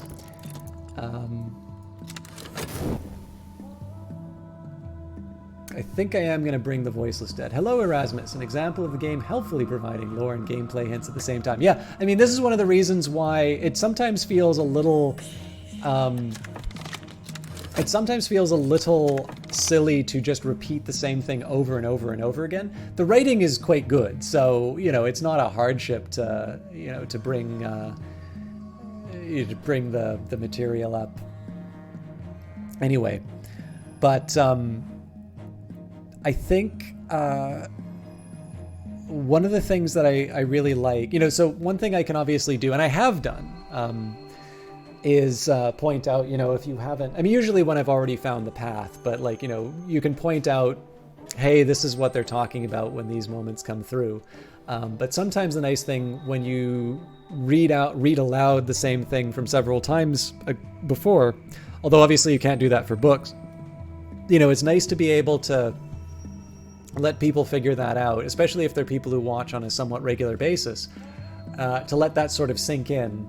Again, it's a little bit like, if you're watching a movie and it sort of signposts its really clever imagery or something like that, it's always a bit distracting because now you know that they're conscious of you watching it, and it's no longer about you having a good time at the movies. It's about them saying, it's like, see what I did there? See what I did there? Sometimes it's nice to just, give people a little bit of rope and let them see what they do with them. And that's, I think, one of the things I really like about the writing on this one is that, you read it a few times over, you're like, oh, hey, that's what they were talking about. That's kind of fun. There was somewhere I was going with that, but I lost it. Dorothy. Dorothy's enthusiasm has become an obsession. She will not cease, and how she loves to dance. All right. So what we're going to do here is be a complete cornball and...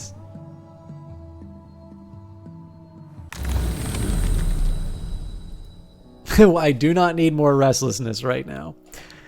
Go back to the Lodge of the Sage Knight. Soak up knowledge as a shadow soaks up light. I may be close to advancement. Erudition can be used with study to gain reason. It lasts only 3 minutes if unused. In last night's dream, I was in the Lodge of the Sage Knight behind the white door. It is difficult to remember exactly how I came there, and the mistress of this place, the woman with the dark glasses, was nodding as if I had asked her a difficult question. Of course I hadn't. I lost my speech when I passed the white door. How is it that I can speak, she said to me. I didn't come here through the white door. I'm not proud of what I did to come here, so let me tell you about something else. Okay...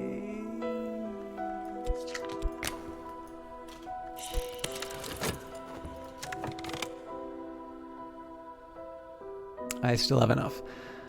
Let's get Adim's commission in.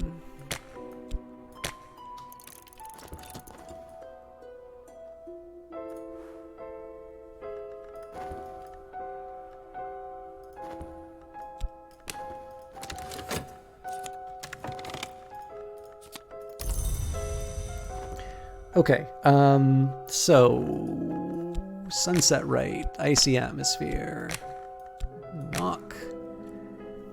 And I think it was Heart that I need. Oh, you know what? That might have been what I messed up last time. And now that I think of it, Neville actually winds up giving me a little more Knock, but this is still what I want. Is there any... So I don't really follow the lore discussion in Discord. I'll trust I'll trust chat to speak responsibly on these things. Of course I get the Season of Ardors right around the time that I throw Rhaenyra into the... Well, at least I'll get some contentment out of that. I suppose that's something. Man, I really screwed up by putting that Mystique in. That's gonna turn it into damning evidence.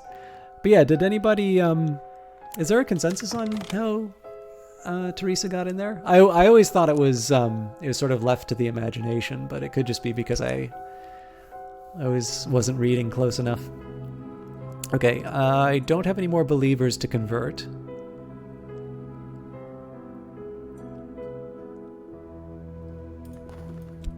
I am actually the sort of person who's willing to sabotage an expedition to be able to go on a date. Although I still don't get to try the Despair. Against the Watchers, the Grail's temptation. Our allures should sway the Watcher's mind. Oh yeah, I should still be doing...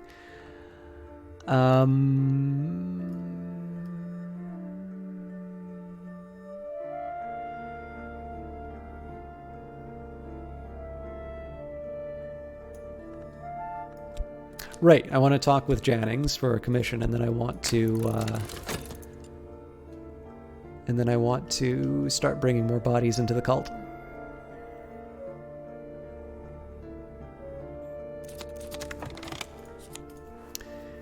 The Count will pay for information of interest. This time he'd like very substantial research on corporeal mysteries of the heart.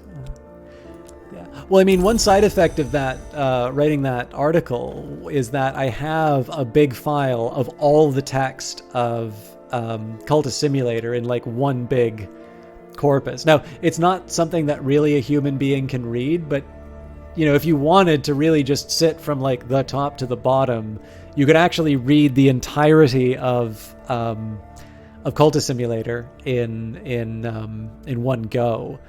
And I think all of the books are kind of beside each other as far as that file is concerned. So it would just be this like matrix level information dump in terms of all of the detail. But then, I mean, usually details like that, fragments of it. So when you find, you know, I'm not proud of what I did to get through the white door, that's not from a book, that's from an event in the Mansus. So even then you wouldn't necessarily see it in those two ideas wouldn't necessarily collide at the right moment. It's mentioned somewhere in the game that she has no shadow, which leads you to believe that she did everything you would do on the enlightenment temptation path of that. Oh, that actually makes sense. Yeah.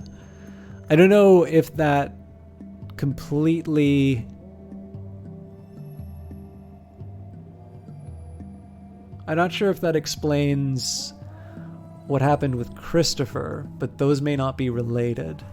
So, a true and complete accounting of the Asclepian mysteries of the roots of the house. By the way, for those of you who've seen that image, this is why I use the JSON names rather than the full titles, because the graph is unreadable if you include these titles.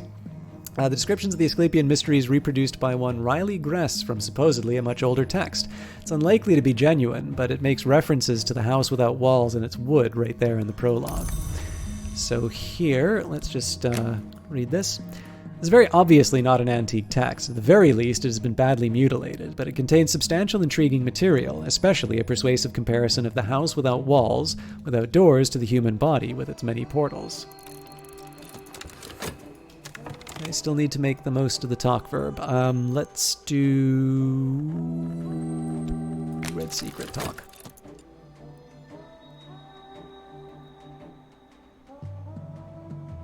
How does that get you to the white? I don't know if I follow HQ. Watch as far. Their present pleasures will end ill for them. Meanwhile, they'll think it's worth it. Sorry. Let's try that again. Lodge of the Sage Knight. Nice! A story of a city without a gate, of a queen who was not born, of a war which was not fought. Exploring with this scrap of knowledge may uncover secret locations on the continent. Of course, we don't have the protection from the Suppression Bureau anymore, so I gotta be a little more careful. Last night I visited the Lodge of the Sage Knight. My hostess manifested as an elegant woman with fashionably short hair and dark glasses. No, she admits, I don't need them any more than I need eyes. Allow me my sentimentalities, but you've come for knowledge, I expect. Here's a story that I heard in my Kersham days. You're welcome to it. Only remember me if you come to make the pilgrimage. Alright, so for... I think, okay, the Watcher's Fall. Their present pleasures will end ill for them. Perhaps they'll think it's worth it. Meanwhile, we can pass. And that was Solo Saliba. Well done. In 8 seconds, this better be worth it. Although I won't have any dread to test still. The summoning is struggling against my control. I could use reason to dismiss it safely, which is always reliable. I could try and reassert control with passion, which is not reliable. Or I could let what will happen, happen. I feel a little scared doing this, but the things from outside this world have many weapons. Knives and riddles, fire and despair. I have weapons of my own. This will usually, but not always, work. And of course, we're going to have some trouble at G&G.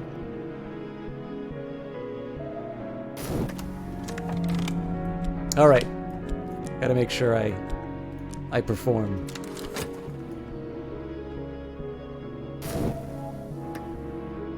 My lover's experiments in pleasure are endless in ingenuity, but so far I can match them. So, funds and the affair insultingly. Again, I'm dying to see what happens if I drop a despair inside. I'm assuming it does something like that might be another end. For days, the memories of this will interrupt my thoughts like lightning on a summer night. Dream back to where I came from. Treasures lying before us. They're well, we've already got that.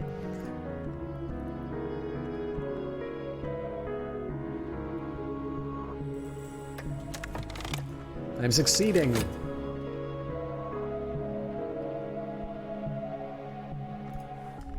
Absence from the office has been noted. I have been demoted, and I'll need to argue persuasively to keep my job. So this is going to take a little effort to get my way back up. Regresses a true and complete accounting of the Asclepian mysteries and the roots of the house. The direction of death is down, the book explains. The peacock door has been considered a rent or an abrasion, but in some respects is more like a mouth. It is, if not a more treasured point of entry.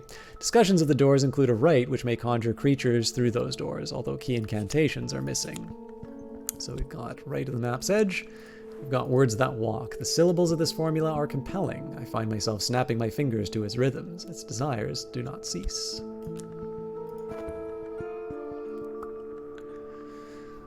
Okay, on to the Rose of Hypatia, I think.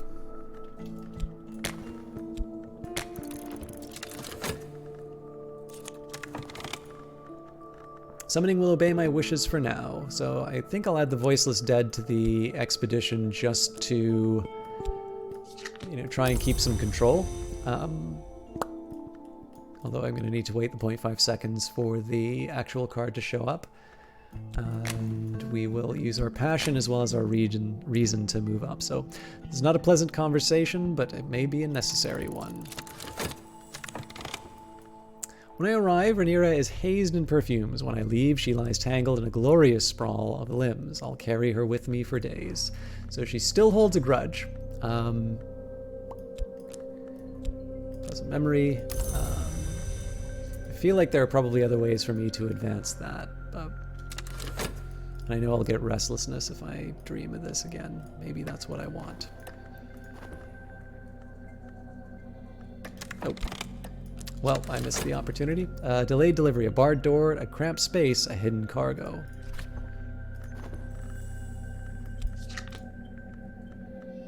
I'll have time with a pleasant memory.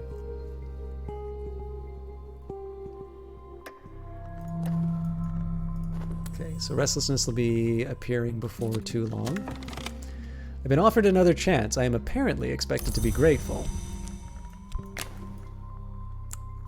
So here we will apply our reason to try and move our way up. I will apply extra effort. Perhaps they'll appreciate it. Perhaps I'll regain a higher position.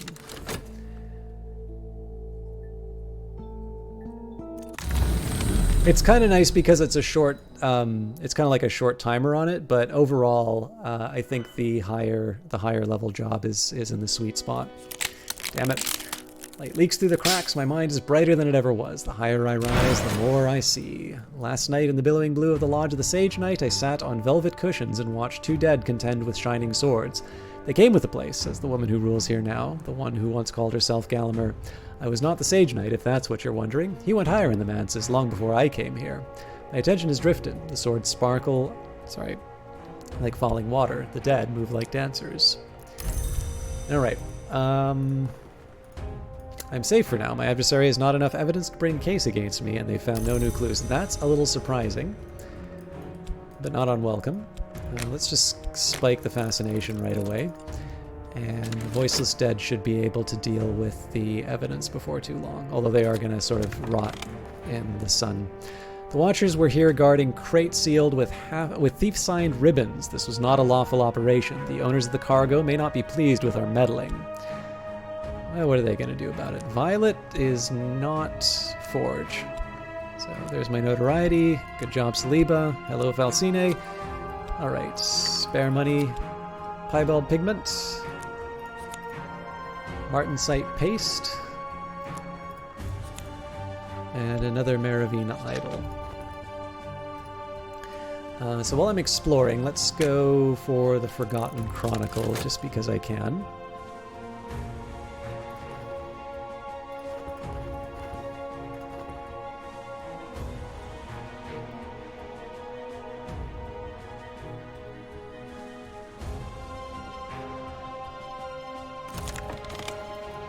Come with me.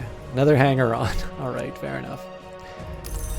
So let's get the Voiceless Dead to deal with the tentative evidence right away. And we can read the Rose of Hypatia. Volume collected in the teachings of the Sisterhood of the Knot, that arcane contemplative order that existed in all histories, but in some was very powerful indeed. This was recorded by Hypatia and dedicated to Saint Nympha. Saint Nympha is described as not born, but cultivated. The sentience that became the saint, Hypatia indicates, inhabited a sinner's corpse in order to enable that sinner's redemption. And I should let you guys know that I'll be wrapping up before too long. I've gone a little bit over time. I was hoping to try and... Well, I mean, we made a bit of progress. I was really hoping to try and solve the Stag Doors riddle, but I had some other opportunities that came up, so... Well, I mean, okay, I don't... I sort of control, but, like, don't 100% control solving the Stag Doors riddle. I'm not entirely unhappy with how I spent the time, though. Okay, if I can kill that evidence, I will feel a lot better, but it's not immediately necessary. I have regained a higher position, so I've got 88 seconds before I need to do that again.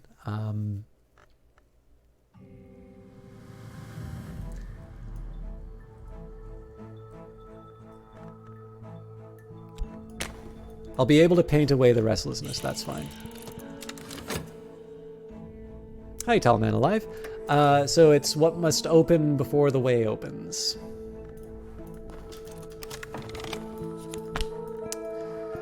Orthos Woods. The pines grow thick as hairs on a dog's back. The airs of the inner wood are chokingly thick with resin and dust. The source that brought you here claimed in the dawn times the greatest tree, the wood's black heart, served as a perch for the masked crow. So I suppose the question is, do I want to go with the group that I've got already? If I have a full cult, I don't really think there's anything that can stop me. If I have a partial cult, I have a few risks. Question is there anything that I can get from exploration that I've been missing? Oh, there is one thing I can get from exploration.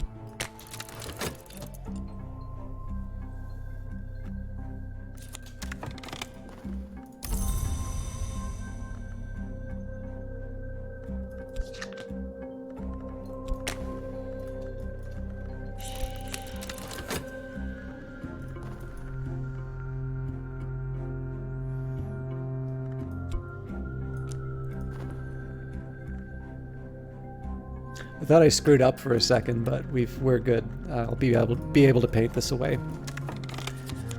Not all the dead enter the mansis by the winter door. Not all the dead enter the mansis at all. So we've got a wood whisper, which we've read both before. I can do it again. Lie awake and listen. The wind speaks in the branches. The house cries out in its sleep. These are the roads that chaos ride. And the syllables of this formula are compelling. I find myself snapping my fingers to its rhythm. Its desires do not cease.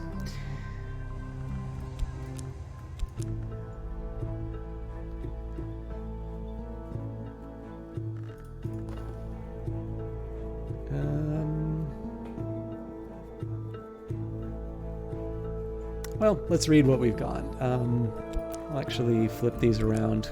We were already reading the series of Rose books, so more Greek.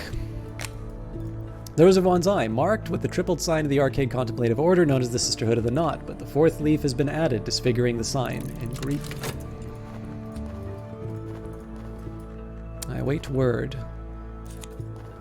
My minion is returned, the evidence has been destroyed, and I am a little safer. Okay, that's good news. I think we will start going to the other locations then. I am curious, so if I talk with Rhaenyra, significant conversations in a smoky meeting room, what do I need from my follower? So there's really any number. Student of the Invisible Arts with an agenda of their own, society, ingredient, tool, location, evidence level, enter. Hang on, if I say location, create a snare. Ah, yes.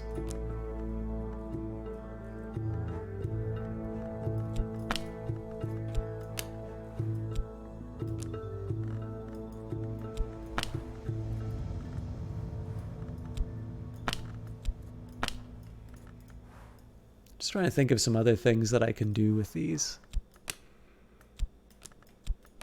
Give a tool to a follower. Power will pass from my hands to theirs. This will increase the follower's relevant aspect, but you can never reclaim the tool, nor gift them a second tool. A gift will reduce resentment. Okay. So we'll give her extra heart.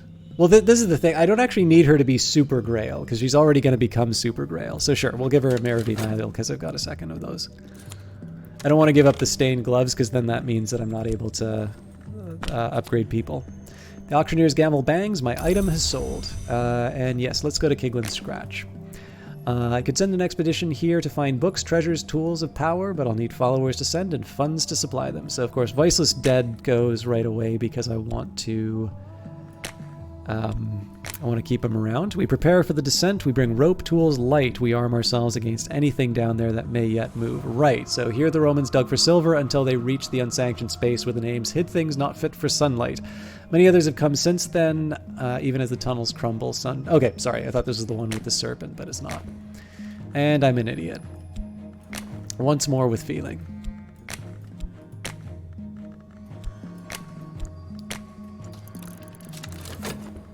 Again, it's kind of a shot in the dark for me here because it's been a while since I've done these expeditions, but it is, I mean, it's fun to come back to the game in a way that you haven't experienced in a while. It's actually, while I would never encourage people to like walk away from a game that they enjoy, there can be some value in some distance, so that, like, obviously the major puzzles, like I'm not gonna suddenly be like, oh god, how do I get past the stag door? Like, I have the broad strokes about what I need to be true to have the stag door cease to be a problem. I might make fascination... There might be a fascination problem here, but yeah, so it's kind of nice that there's just enough mystery that there's a couple points where I'm like, oh wait, what did I need to do for this again? But it's not, it's not like a full, oh god, I don't remember the game. Okay, so it's Winter and Forge. So not bad guesses. I mean, this was kind of set in stone, but our expedition plans for the next challenge, it'll consume funds. I could add funds now, or I could send another follower. So, not all dead rest easy. These ones dislike our intrusion. We can prevail against them with edge, or they may obey someone who comes in the name of Winter. And treacherous ground, pits and quang, and sun trembles. The earth here cannot be trusted, and we will need strong hands or clear sight, forge or lantern. So let's bring Violet in for the winter.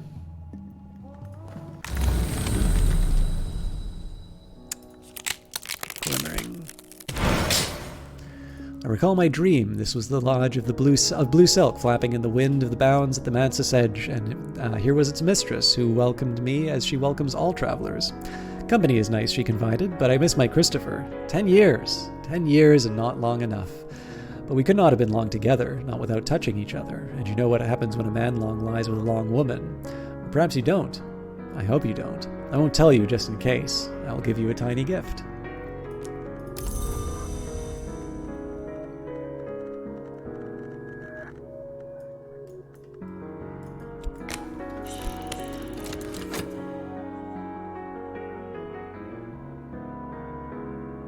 I'm going to need to follow up on the pleasant memory if I want to at some point, but maybe after I turn over with Glover and Glover again.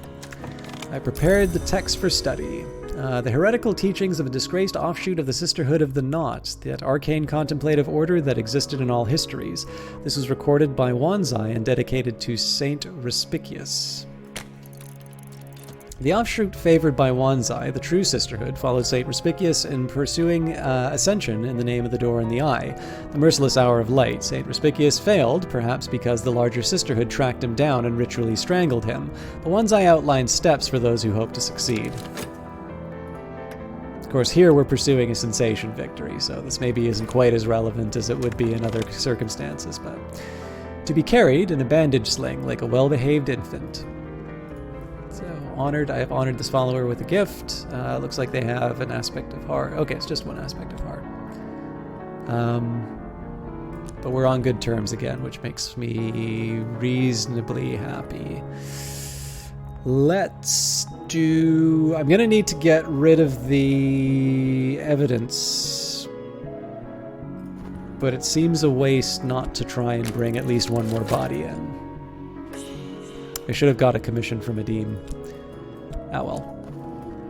The Madrigard is the hour of forge as well as winter. Her power might quiet the unsteady earth, will probably be fine. We invoke the Madrigard. An hour of forge as well as winter. We'll make our own path through. Success is almost certain. World goes away. Alright, so here I'm trying to dodge any form of dread, and looks like fascination is also on the list of things I want to avoid.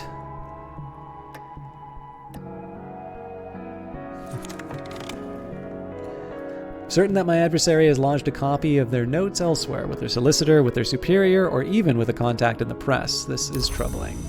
So, of course, we're going to have more notoriety that comes from our adventures too, but then by then we'll also have our zombie friend. So, Eldridge is fine. Slee and Clifton got moved.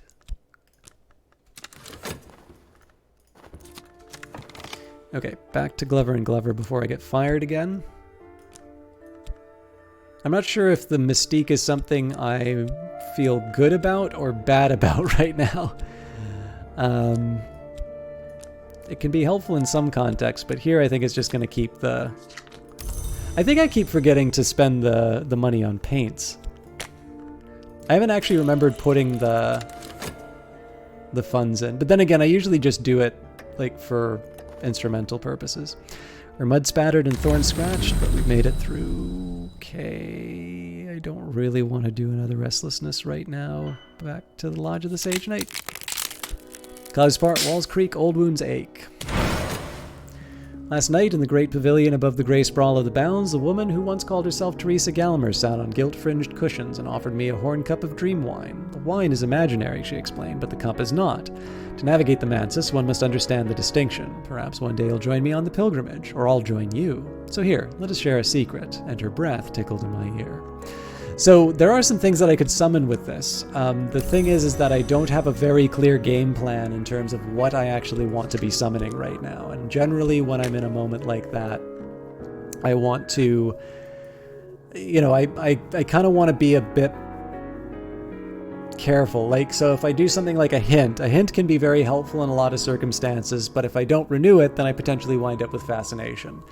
If I have Voiceless Dead or Made in the Mirror, similar story, I kind of need to maintain them and you know, make sure I make good use of them, or have a kind of a disposal plan.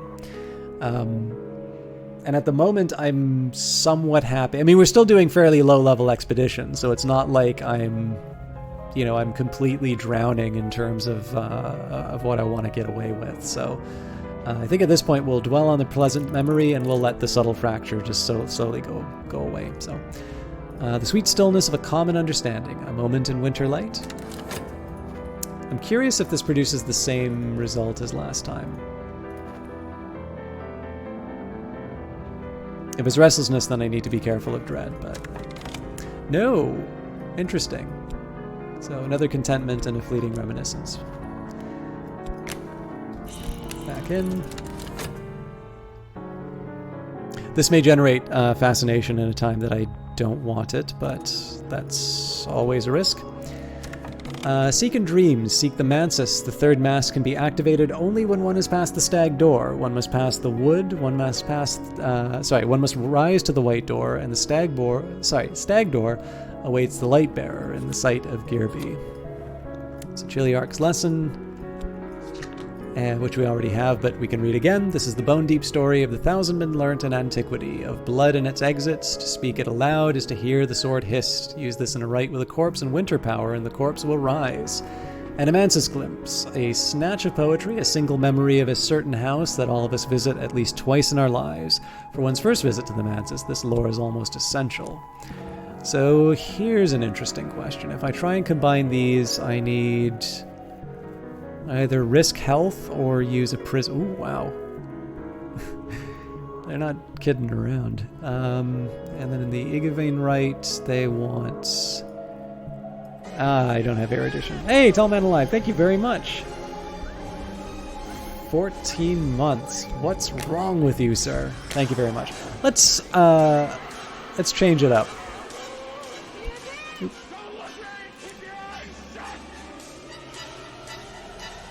All of the greatest struggles end in death. The lore of the knife holds the lessons of those struggles. You might have OCD? Not at all. Well, maybe you do. I don't know, but you know, I don't.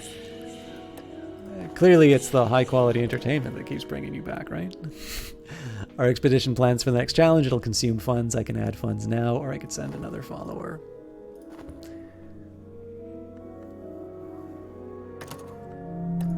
All right, so I'm gonna get sick. Let's see what happens with our experimentation. Into the night. Wisdom is a country, and these are its maps. Solve all the challenges on both fragments of lore to complete the research task. You can return to the task later if you fail. Ah, so I'll need 2 health, it looks like. Ink, paper, and the fizzling of electric lights. The office is dark when I leave. Outside the pavement, I turn up my collar. Okay, so let's get the heart work done at least.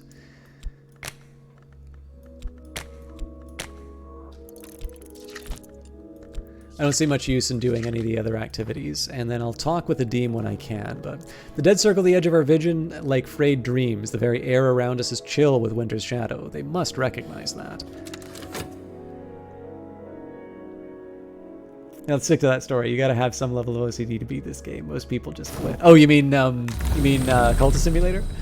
Or the subscription game? I've definitely had a couple of people quit. It's always... So, I've stopped looking at the sub list because there was really no benefit to it. I don't do sub emails because I generally think people don't like that kind of spam, and I've never really had an event that's so big that I feel everybody who subscribes to me needs to know about it. And then I would always feel a little bit bad when it was a long-term name and it wasn't on that list again. And I'm lucky that my temperament is such that I don't feel bad about the person. There's any number of reasons why someone might cancel a sub. And they may still watch the stream, for all I know, because it's not like I have the viewer thing out there. But it did occur to me that there was really no positive information that was being communicated through that. Twitch will inform me when subscribers are watching. There is a logo beside them. And so I ultimately stopped doing that. I do look at the number, like when the number dips down, that's, you know, it causes a little bit of stress. The aggregate actually is more of a concern than the individual one. I also think that Twitch did something not so great by adding the difference between the total number of months versus the streak, because I have a feeling that people are extending their subs at times when they really shouldn't. I mean, like, you know, $5 probably isn't the end of the world for a lot of people.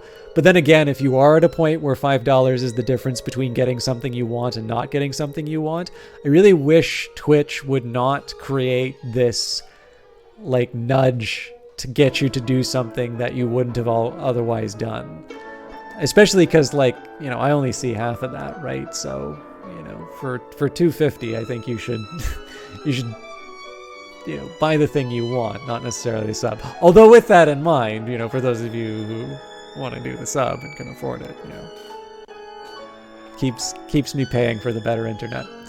But yeah, I don't know. I can't control that thing about the site. It's just something I don't like.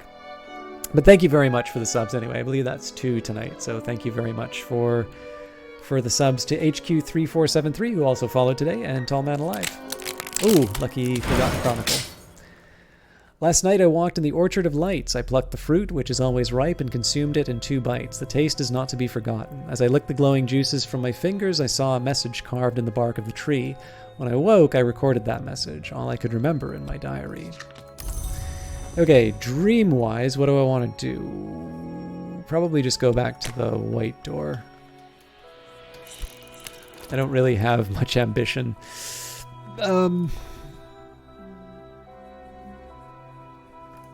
Yeah, and the rest of this I'll just cycle through. I'll get the study done, but I think after I upgrade this lore, it's probably time for me to sign off, because I'm now half an hour past when I set out to finish. This is a puzzle with missing pieces. I might choose those pieces in odd corners of scholarship. Risk your health or use a prisoner. Who did we get? Rose! Rose is a Slimus, and she recognizes you as someone uncommon. You might be able to recruit this acquaintance as a follower. I can, but I want to see what else there is. Oh. Doctor would like my help with his research.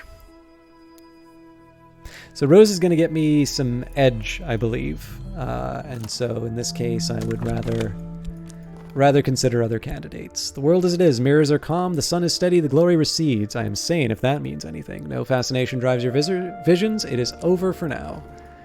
And we've got another season of suspicion coming up just in time for us to finish an expedition. So I may or may not be able to destroy the evidence in time, but I definitely am going to need to make sure that my voiceless dead is ready to go. So while we're waiting, we'll continue to talk about the benefits of membership in the Red Grail and attract the right sort of follower. Aha! There it is. Is that it? You have resolved a practical challenge. Hopefully without losing any body parts. Logistical difficulty. Supplies are low. Unless I send more funds, we'll have to abandon the expedition. So, the dead are more like wind than flesh, but it doesn't do to underestimate the wind. Just now, they are a terrafanged hurricane of pale shadow. Fall back! Fall back! So fortunately, it doesn't look like anybody got wounded. And we've got our treaties on Heartlore done. Let's jump back to G&G right away. And we will pack this away just to remind me. Usually, you already saw what happened when I don't pay attention to what's up there. Let's try the lodge. Nice. Last night I visited the lodge of the Sage Knight. My hostess manifested as an elegant woman with fashionably short hair and dark glasses. No, she admits, I don't need them anymore. Any more than I need eyes. Allow me my sentimentalities. But you've come for knowledge, I expect. Here's a story that I heard in my Carisham days. You're welcome to it. Only remember me if you come to make the pilgrimage. Alright. I'm still thinking we go through the white door again. There's less and less for me to really get out of this, but there's still some. Now I understand. So I can never remember if they make you do the same trial twice, or what's happened. Okay, dead circle our vision like frayed dreams. The very air around us is chill with winter's shadow. They must recognize that. Alright, so I'm probably going to have to pay money for the affliction. But also, I need to be a little more conscious of my funds. I've definitely been drawing down on my savings a little bit more than I should.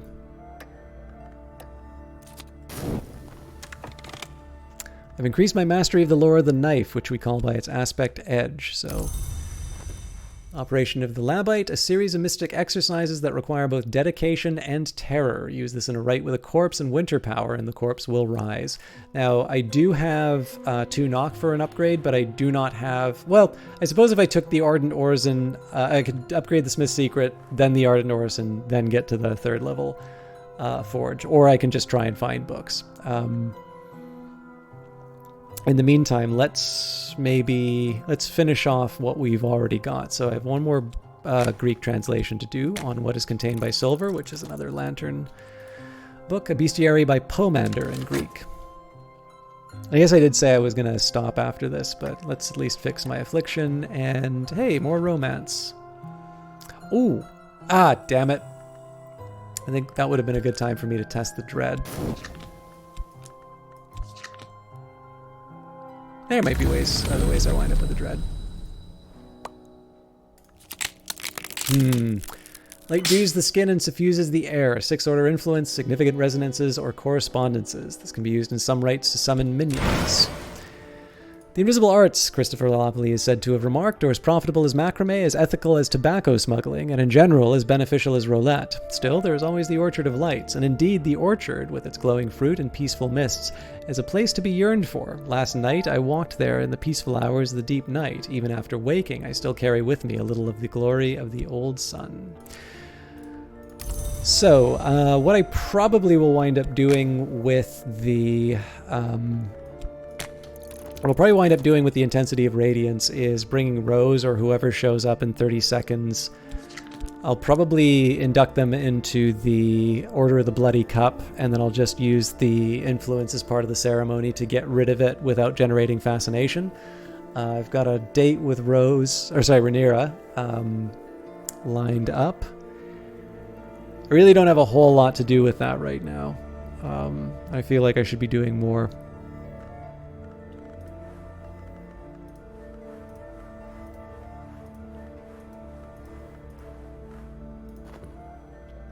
Yeah. I have some ideas, but I think I keep focused. I wind up focusing a little bit on other things, but we'll leave it there. So, I mean, the one thing that I didn't get done that I was kind of hoping for was pushing past the Stag Doors riddle. But if you take a look at our lore, we've definitely made some progress there. We have relatively few books to study as well. So, as far as an overall, like, make some progress in terms of getting through the expeditions and have ourselves set up for it, the only thing that's really missing in the equation is either a more full roster. So the absence of Moth is a little troubling, although we've been able to get by with the dead, clearly. So either the full roster or a more reliable means of summoning. I mean, the fact of the matter is that Neville is really my go-to guy for summons. I believe he is higher than the Igavine, right? With 5, yeah, so 5 knock as opposed to 4. So there are definitely improvements to be made. But I mean, Gladwin Lake is probably going to be a good example of a case where the roster's sort of hurting me, because having Enid to bring along on that one would be really helpful. So maybe we skip over and go for a few of these other ones. And then when the exploration slot's available again, we'll maybe add the last. I think there's only one more location on the continent. But clearly, at this point, I'm not going to be getting any more interesting lore unless I study it, or I get past the Stag Door. But all of that is for another time. So thank you again for everybody who is watching. I will try and find another Cultist Simulator stream if there is one. If not, I will definitely put you in the hands of someone who I think is worth watching. Again, this is by Alexis Kennedy, writing, design, coding. Lottie Bevan, production, marketing, and biz. UI design and coding by Martin Nerukar. Art by Catherine Unger, Lottie Bevan, Clockwork Cuckoo, and Sarah Gordon. Music by Maribeth Solomon, Brett Barkman, Mickey Erb for Mickey Moore Productions Limited. Audio by Soundcuts. Additional coding by Chris Payne, Fraser McCormick, Mark Gagne, Lyra Zyder. You can watch him on Twitch. Same name, and Hannah Rose. Additional writing by Lottie Bevan. Additional design by Cowlin Porter. Additional marketing and PR by Claire Sharkey. Special thanks to the localization teams, who, again, because there are a lot of names and some of them are online names, I'm not going to do them justice. And finally, special thanks to Sonia and PK, Matt Hosty, Haley Urias, and everyone who has ever sent feedback or a bug report. Thank you. Let me just take a quick minute to see what's going on. I don't, so like I said, I'm a little uncomfortable with the whole hawking the wares thing, but I will let you know about a couple of details. For those of you interested in Stellaris, remember I do have a Humble affiliate link that's just down below there. If you guys want a link for this, by the way, feel free to let me know. I don't mind putting it in chat, but I don't want to be too pushy about it. Stellaris is available at the pay above the average, so I think it's about $9 Canadian. If you're so inclined. If you pay a bit more, you can get Tyranny and Battletech, which are two of my favorite Paradox published games that are not developed by them. And then if you pay at the top tier, you can get Imperator Rome. I should mention, if you just go for the bottom tier of that one, you still get Europa Universalis 4, which I think is a fantastic game. Paying $1 for that game is pretty incredible, in my opinion. On top of that, if you are programming inclined, I occasionally read O'Reilly books. A few, not as many as I used to, but I will recommend if you encounter Python at all, or you'd like to get better at Python, I am rather fond of the book that is in the the top tier of that one, Fluent Python. Some of the other ones, it really depends. So, I mean, there's a little bit of everything. There's some C#, there's some Java. I would only really encounter C# if I was doing a Unity thing. But, I don't really buy O'Reilly books as much as I used to.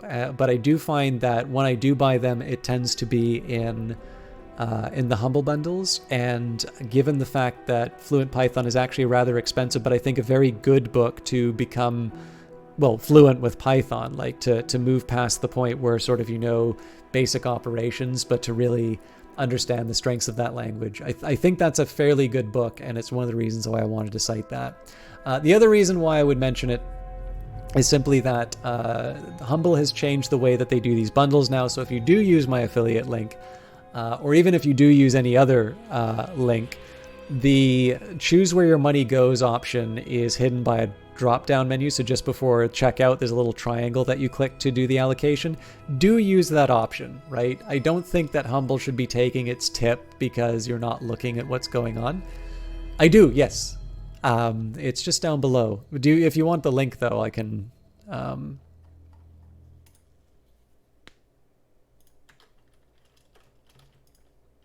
So that'll take you to the store. But the bundle that I'm specifically... Okay, sorry. There's no point in being coy about it. So the programming bundle that I'm talking about is this one. I can actually talk in practical dollar terms for this. So yeah, the thing I really want to stress, though, when it says choose where your money goes, do use that. And that's 100%, even if you put the dollar value going to me to 0, that's fine. I just don't think that Humble... So when I take a look at the default option here, for what did they do? $30, I guess. So Humble gets $7.50 of that. O'Reilly gets $18. Code for America gets $4.50. Does that seem like the kind of distribution that you would choose? Maybe it is, right? I just think it's a lot better if people actually choose where that money goes, as opposed to letting Humble get by with a fair... What is that? Sorry, let me work out the percentage on that, actually.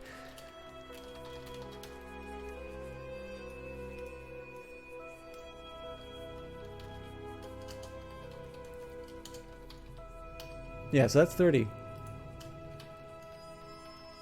Yeah, so I mean, they're taking a quarter of... So for everyone that doesn't choose where their money goes, a quarter of the money goes to Humble. And I don't know if that changes when you use the affiliate link. I don't know what my default on that is. So for that particular programming bundle, how do I get you pay? So if you click on that, so if you buy something using that affiliate link, using that link on Humble, I get credited for that sale. If you buy that bundle, I believe there's a default amount, but you can set how much I get using that link. But what I'm talking about, this isn't actually specifically for me. This is specifically for how much is going to the charity and the people who make the stuff, right? So, if that division is fine, if 25% going to Humble is fine with you, just use the defaults. I don't think most people clicking that link think that 25% of the money that says is going to charity, I don't think they think that much is going to Humble. And that's why I encourage you guys to use that. If you decide to set the amount that I get to 0, that's fine by me. I'm not going to do... I admittedly do not set it up as you're doing it for charity. But if you want that to 100% go to charity, good on you, right? This stuff is important, and I think you guys should be choosing specifically how much goes. Also, if you guys are not into the program, the reason I'm specifically mentioning this stuff is, as it happens, this is one of the cases. I have had this link for at least half a year, possibly a year now.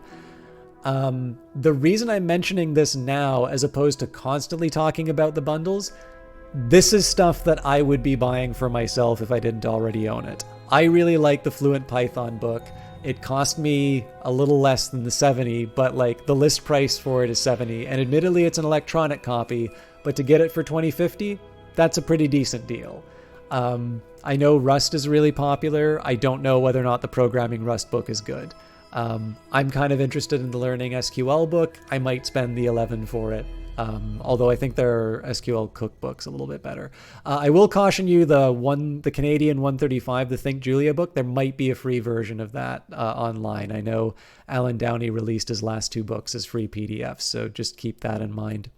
But the other link there is specifically do I have any experience with the R cookbook? A bit, Pippin. I will be honest with you. I am very frustrated using R. I have completely switched to pandas in my workflow. Do I have no, I don't have it. I have an electronic copy I have the old edition of the R cookbook. Generally, I found that what I needed to do, I had already found sort of through other means. Let me just take a quick second here, because I think there's a web page for it.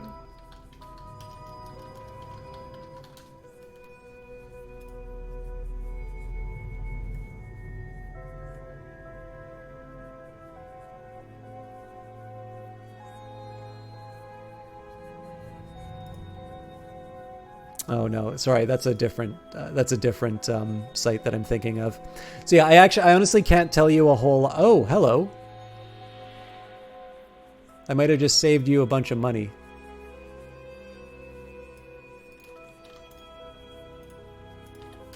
There you go. So I mean, if you want a PDF version, I suppose you can use that humble link. But if you're just getting it for the R cookbook, that is the author's.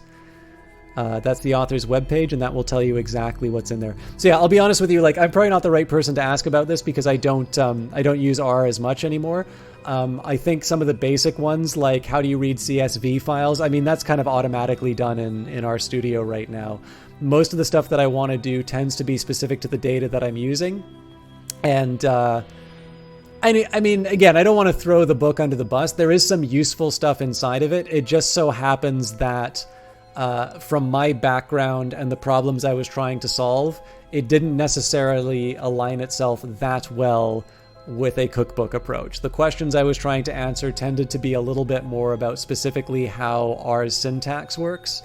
And even though I come from a background with like Racket and the sort of stuff that inspired it, I've just generally find that Python and Pandas tends to do what I need. But I believe that is the specific edition that you would get in that bundle.